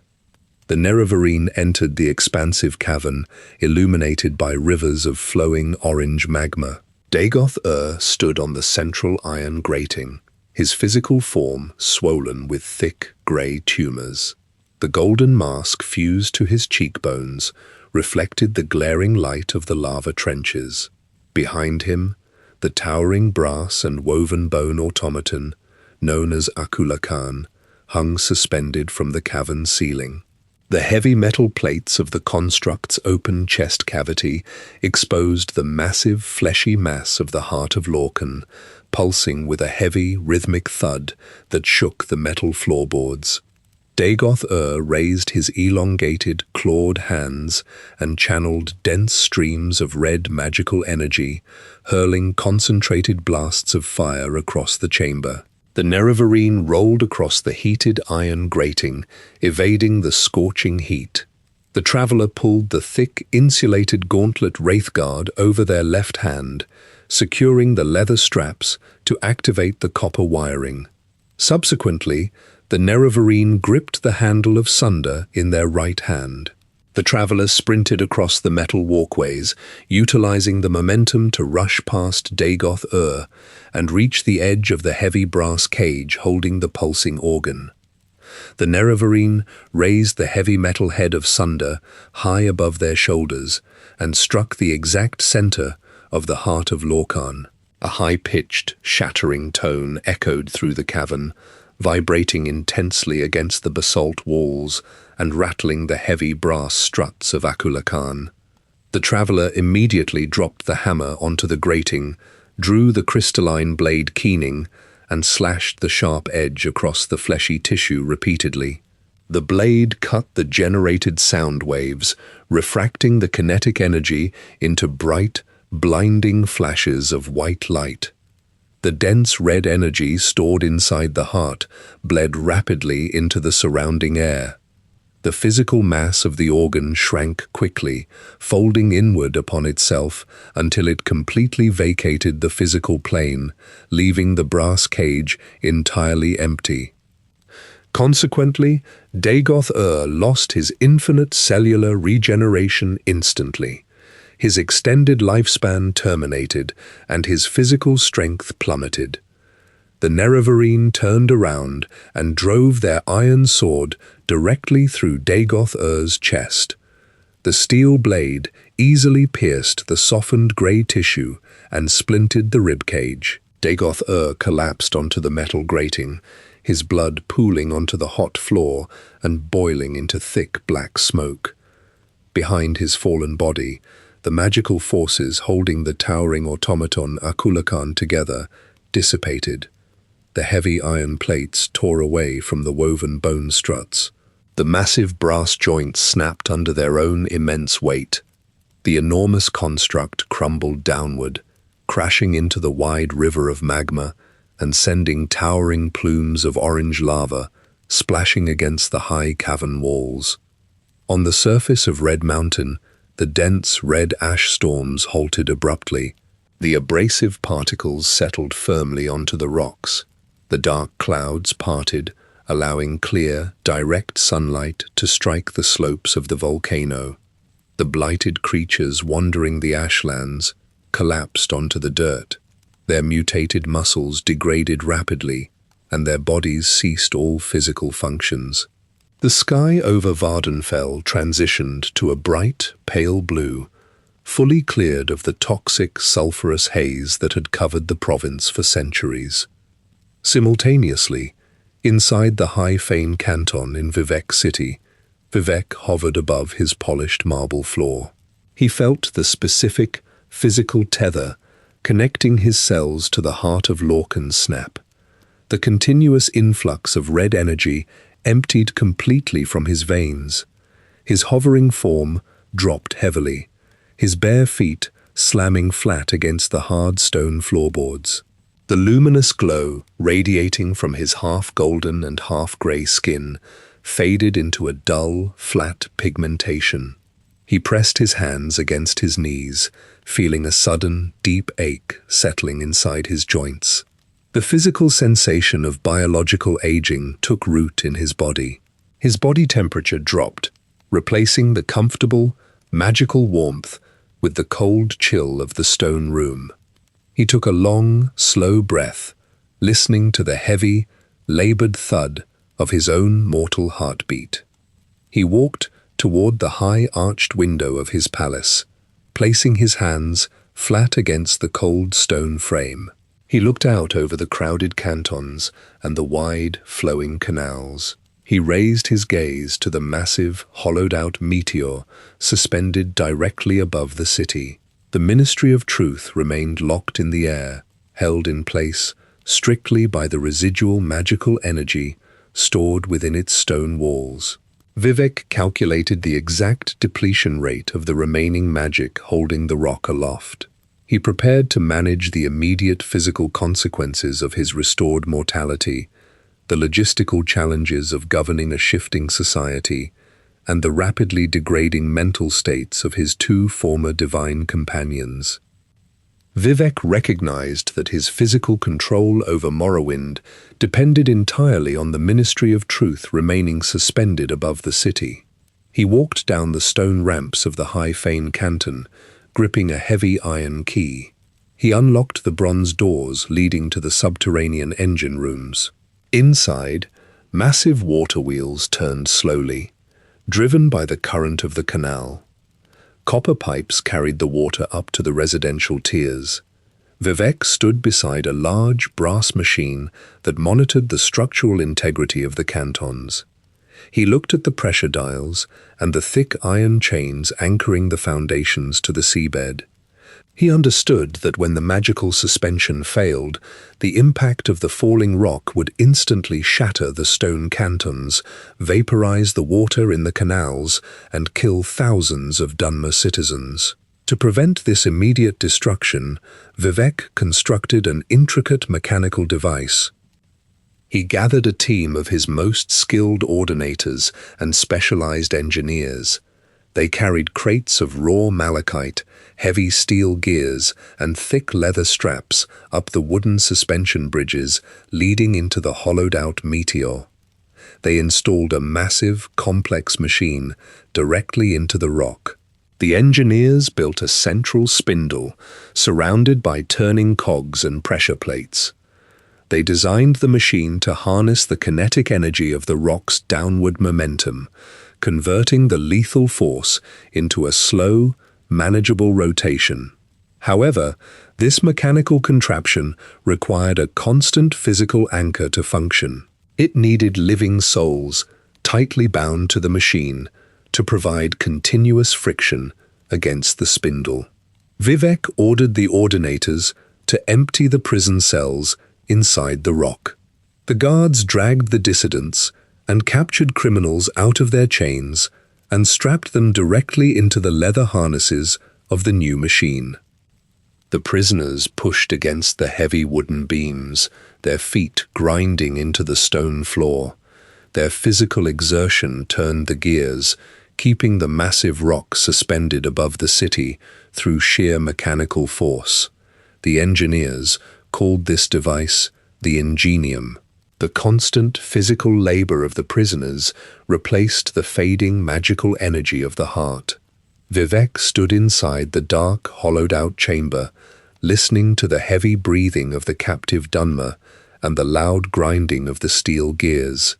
He watched the massive spindle turn, observing the exact transfer of kinetic energy.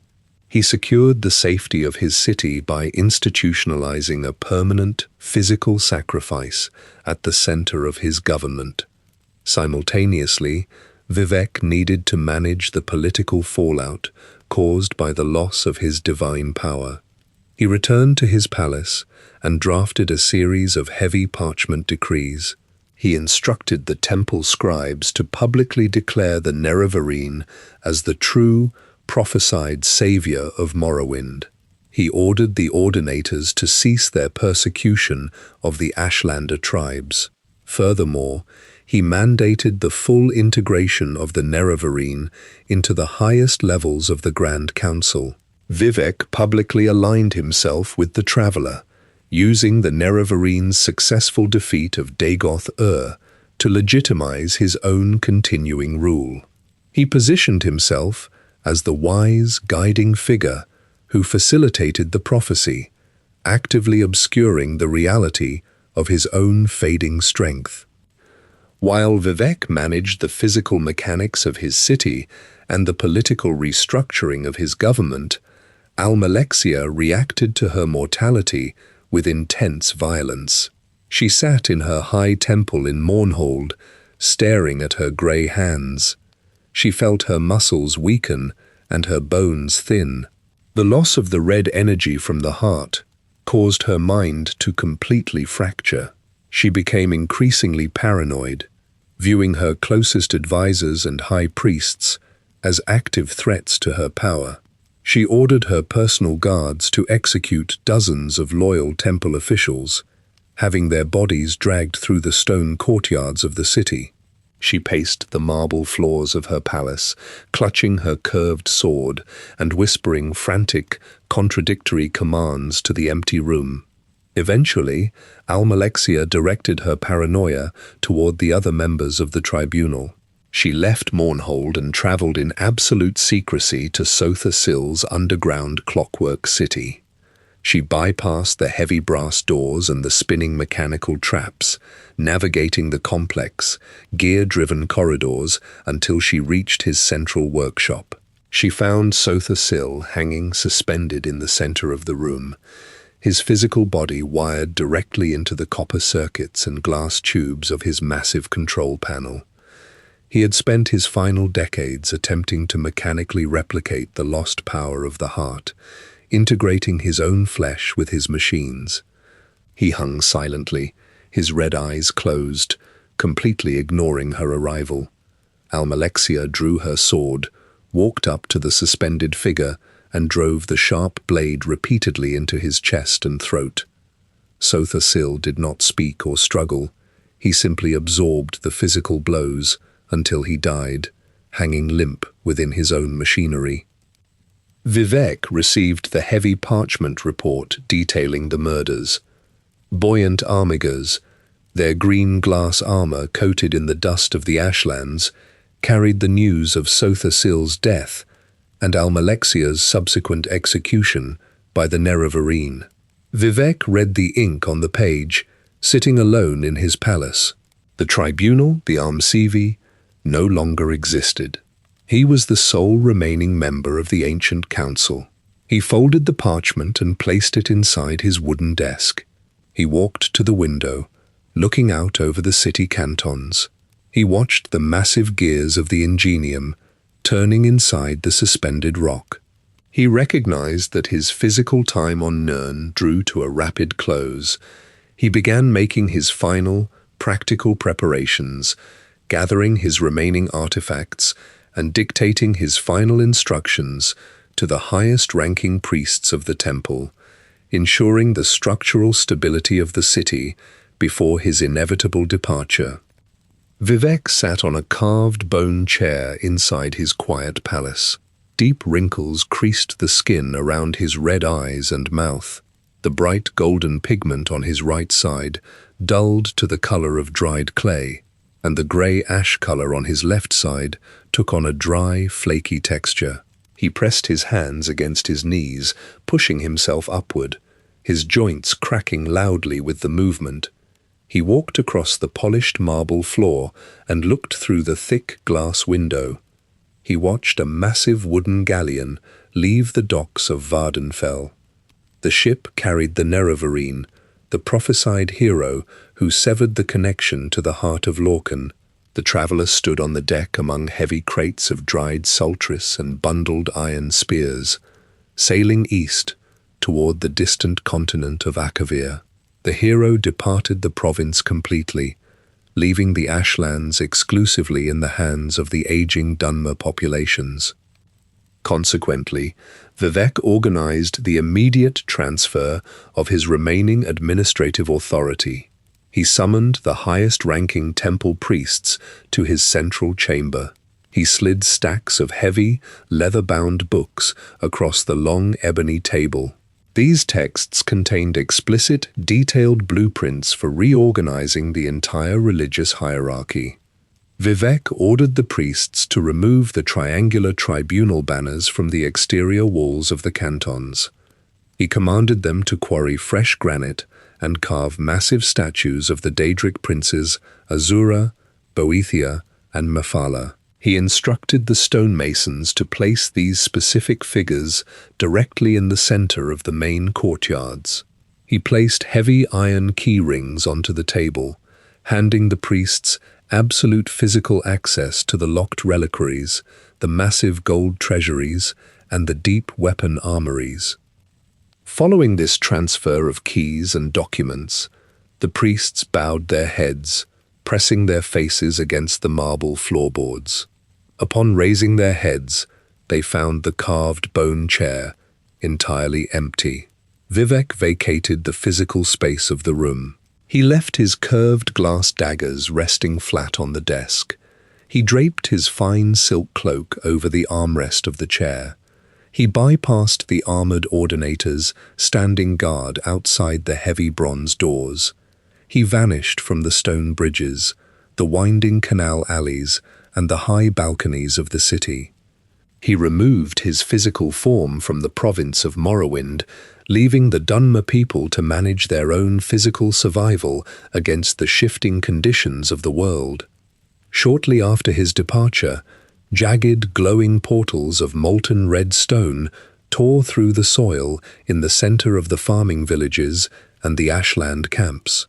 These towering structures radiated intense heat, scorching the surrounding ash yams and expelling thick clouds of burning sulfur into the air. Massive, heavy-limbed Daedra poured out of the portals. They possessed thick, scaly hides, long horns, and carried serrated iron broadswords. The creatures marched directly through the Kwama egg mines and the open fields, hacking through the hardened chitin armor of the Dunmer militias. The sky shifted to a deep, bruised purple. Raining embers dropped from the heavy clouds, burning wide holes through the stitched netch-hide tents of the nomadic tribes. The invasion swept over the northern ashlands, striking the Redoran capital of Aldrun. The Daedric hordes surrounded the city, swarming the local garrisons. The Dunmer defenders barricaded themselves inside the massive, hollowed-out shell of the Emperor Crab, the giant creature serving as their central council manor. The defenders fired arrows and heavy ballista bolts from the hollowed-out crevices of the shell, raining projectiles down onto the invading Daedra. The monsters climbed the enormous legs of the crab, driving their serrated blades into the dried carapace. The overwhelming numbers of the Daedric forces eventually shattered the ancient shell, breaking the chitin into massive, jagged fragments and slaughtering the defenders inside. The ordinators and the buoyant armigers gathered their ranks to defend the southern settlements. They relied exclusively on their physical training and their forged weaponry. They stood shoulder to shoulder on the stone cantons of Vivec City, locking their tall tower shields together to create a solid wall of spikes and hardened wood. The Daedra swung their heavy iron weapons, smashing the shields and driving the guards backward. Blood pooled on the cobblestones, flowing down the iron grates and turning the water in the canals dark red. The Dunmer warriors thrust their glass and ebony spears into the thick hides of the invaders, sustaining massive physical casualties to hold the bridges. They utilized heavy wooden ballistae and iron catapults to launch massive boulders into the clustered Daedric ranks, physically crushing the monsters and driving them back toward the burning portals. Meanwhile, inside the dark, hollowed-out center of the Ministry of Truth, the heavy mechanical ingenium continued to rotate. The massive steel gears ground against each other, throwing bright yellow sparks across the cramped cavern. Captive Dunmer pushed against the thick wooden turnstiles, their bare feet slipping on the stone floor, coated in their own sweat. The massive extraterrestrial rock pressed downward with thousands of tons of dead weight. The engineers previously relied on Vivec to periodically adjust the magical suspension, stabilizing the physical friction. The enormous boulder now rested entirely on the manual labor of the prisoners. The thick iron chains anchoring the machine to the cavern walls pulled taut, stretching tightly under the immense, constant pressure. The steel cogs bent slightly, bearing the entire kinetic force of the suspended meteor. The Daedric Prince of Destruction, Mehrunes Dagon, organized the invasion of Morrowind. He ordered the construction of the molten stone portals, directing his monstrous legions to attack the Dunmer settlements. The heavy iron boots of the Daedra crushed the ash yams into the dirt. Their serrated broadswords shattered the chitin armor of the local militias, and the thick, purple ash falling from the sky choked the Quama foragers. The Dunmer people fought back, utilizing the weapons and training provided by the tribunal over the centuries. They stood on the stone cantons and the wooden palisades, thrusting glass spears and firing heavy ballista bolts. However, without the direct magical intervention of the living gods, the mortal armies steadily lost ground. During the height of the invasion, Vivec remained entirely absent from the province. The carved bone chair in his palace sat empty. The golden masks of the ordinators reflected only the burning light of the Daedric portals. The Dunmer priests stood before the massive stone statues of Azura, Boethia, and Mephala, burning incense and reciting the old prayers. The physical presence of the warrior poet no longer occupied the center of their society. The Dunmer fought the Daedra using the specific martial drills Vivec taught them, but they faced the crushing physical reality of the invasion without his hovering form to shield them. Deep inside the hollowed-out meteor above Vivec City, the mechanical ingenium reached its absolute physical limit. The heavy iron chains holding the central spindle snapped under the immense tension, whipping across the cavern and shattering the stone walls. The steel gears ground to a halt, the teeth shearing off the cogs. The captive Dunmer, strapped into the leather harnesses, collapsed against the wooden turnstiles, their bodies completely broken by the physical exertion. The sudden cessation of mechanical friction released the kinetic energy of the rock. The Ministry of Truth resumed its original downward trajectory. The massive boulder plummeted toward the city below. The sheer weight of the rock displaced the air, creating a sonic boom that shattered every glass window in the cantons. The meteor struck the high fane directly, crushing the golden domes and the thick stone walls into fine grey powder. The impact drove the entire canton deep into the muddy sea floor. The kinetic energy transferred into the surrounding water, vaporizing the canals instantly and creating a massive concussive shockwave. The wave leveled the remaining tiered cantons, snapping the arched stone bridges and burying the inhabitants under thousands of tons of rubble. The city of Vivec ceased to exist, replaced entirely by a boiling, turbulent crater in the inner sea.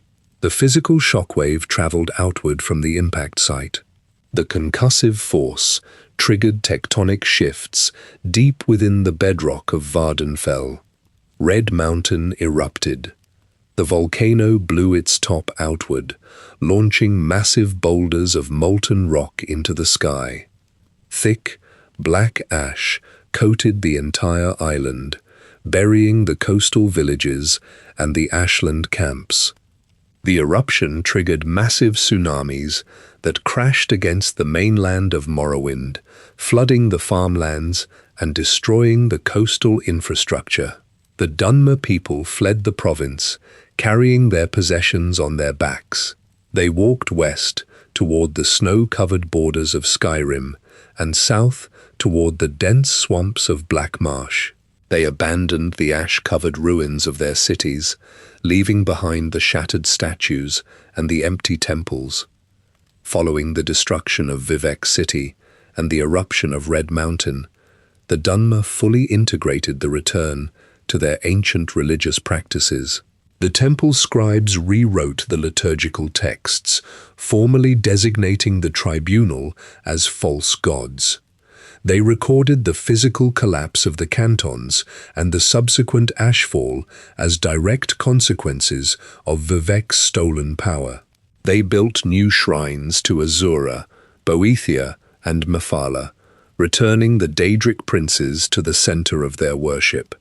They referred to the Armcivi as the Reclamations, acknowledging their historical role but stripping them entirely of their divine status. The Dunmer people accepted their physical displacement and the harsh realities of their new lives, moving forward without the hovering presence of the warrior poet. Decades later, scattered reports surfaced across the continent of Tamriel concerning the physical whereabouts of Vivec. Some merchants claimed to see a half-golden, half-grey figure walking the sandy roads of Elsewhere. Other travelers described an individual matching his description sitting in the crowded taverns of Cyrodiil, writing complex poems on scraps of parchment. The Dunmer priests in Morrowind completely ignored these rumors. They focused entirely on rebuilding their settlements and maintaining the new orthodox worship. They treated the physical existence of Vivec as irrelevant to their current survival, leaving the former god to wander the edges of the mortal plane entirely unacknowledged by the people he once ruled. The steel cogs bent slightly, bearing the entire kinetic force of the suspended meteor. Inside the dark, hollowed-out center of the Ministry of Truth, two Dunmer physically clashed on the stone floor next to the rotating ingenium. One individual drew a long glass sword and lunged toward the operator standing at the control panels. The operator sidestepped, and the glass blade struck the main drive shaft of the machine. The impact shattered the brass levers and severed the thick leather straps holding the captive souls. The glowing energy binding the prisoners to the gears instantly dissipated. Following the release of the bound souls, the central spindle spun out of control. The heavy iron chains, anchoring the machine to the cavern walls, snapped violently, whipping across the room and cracking the stone pillars. The intricate system of cogs and pressure plates exploded outward, sending jagged pieces of shrapnel tearing through the flesh of the two combatants. Consequently, the massive extraterrestrial rock regained its original, downward momentum. The boulder plunged toward the sea.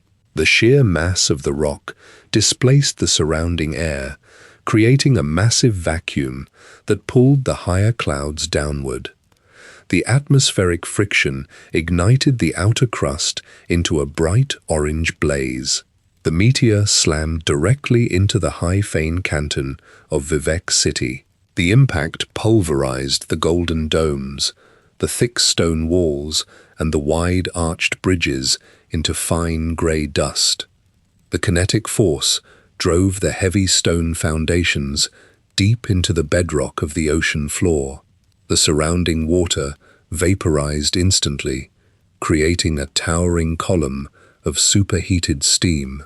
A massive concussive wave radiated outward from the impact site, lifting the remaining tiered cantons into the air and dropping them as shattered rubble into the boiling sea.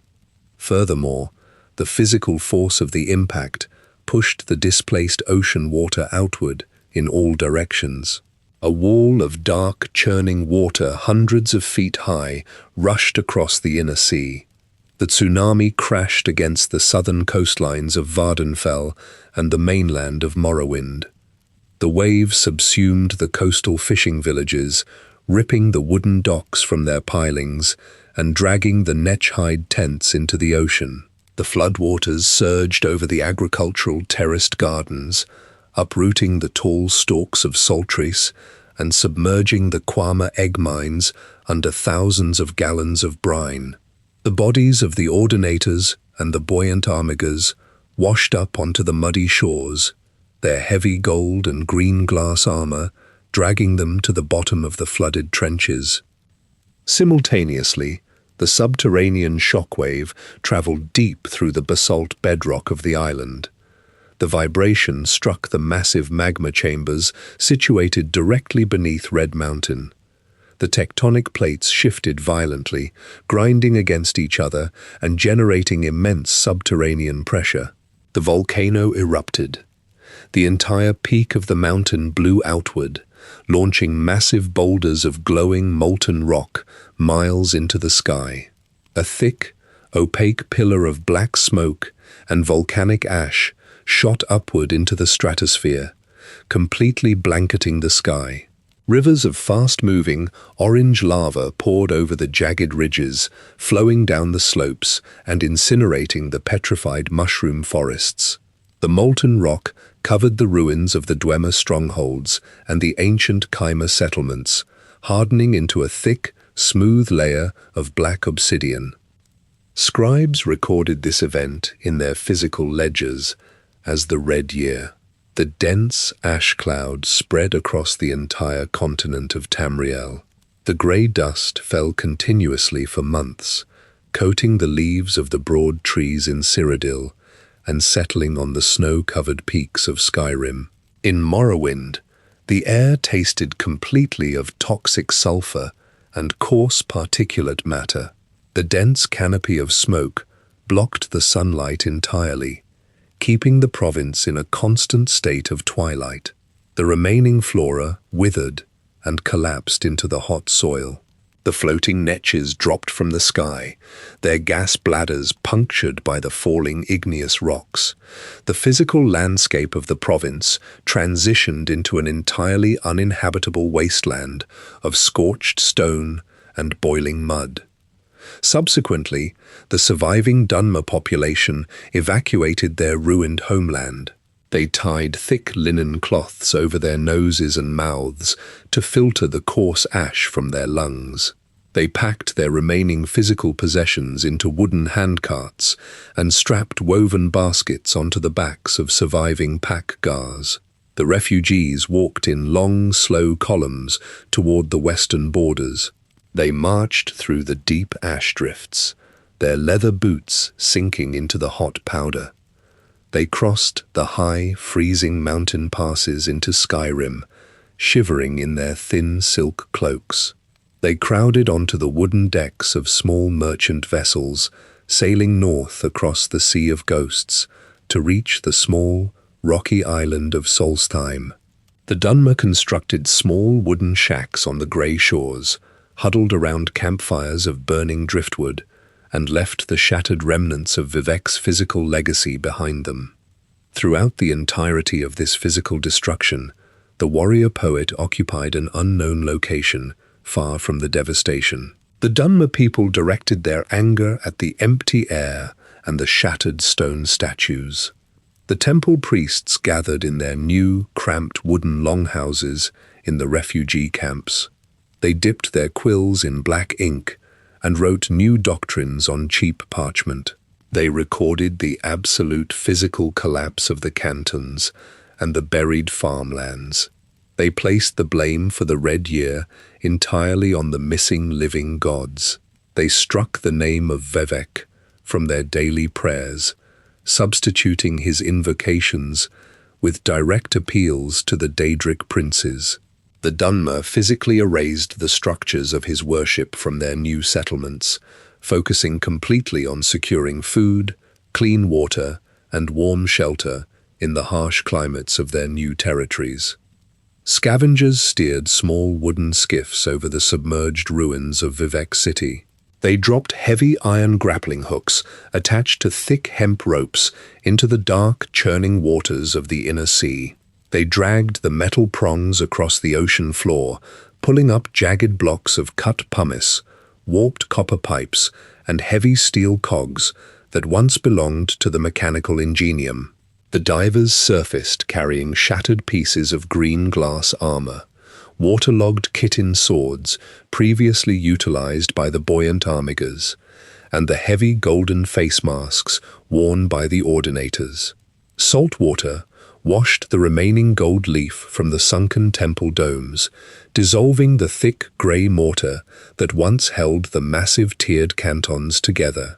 Furthermore, the continuous heavy ash falling from Red Mountain drifted over the coastal waters, forming thick, floating sludges on the surface. The ash buried the cracked stone foundations along the shoreline, completely covering the physical footprint of the warrior poet's capital under deep layers of volcanic dirt. The ocean currents scattered the debris across miles of underwater trenches, systematically breaking down the architecture into unrecognizable fragments. Meanwhile, the Dunmer refugees carried the surviving physical copies of the 36 lessons into their new settlements. They placed the heavy, Kaguti leather-bound volumes onto rough-hewn wooden shelves inside their new homes on the island of Solstheim.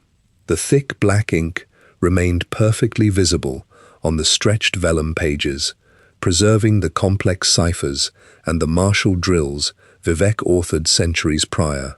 Scholars sat at wooden desks, holding brass magnifying lenses over the pages. They ran their calloused fingers over the specific numbered words embedded within the paragraphs, physically extracting the encoded letters. They compiled these letters onto fresh sheets of paper, revealing the exact written confessions detailing Vivec's mortal origins and his direct, physical participation in the murder of Indoril Nerevar. The bound books sat illuminated by the flickering light of tallow candles, providing a permanent, tangible record of the vanished ruler and the precise mechanical methods he utilized to extract power from the heart of Lorcan.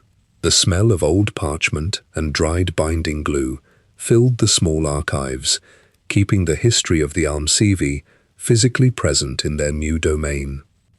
Consequently, the Dunmer people adapted their daily physical routines to the harsh environment of their newly settled territories. They gripped heavy iron pickaxes with thick leather gloves, swinging the tools repeatedly against the dark, dense walls of the ebony mines in Raven Rock. They hauled heavy wooden carts filled with raw ore up the steep, icy inclines, their boots crunching loudly against the frozen gravel.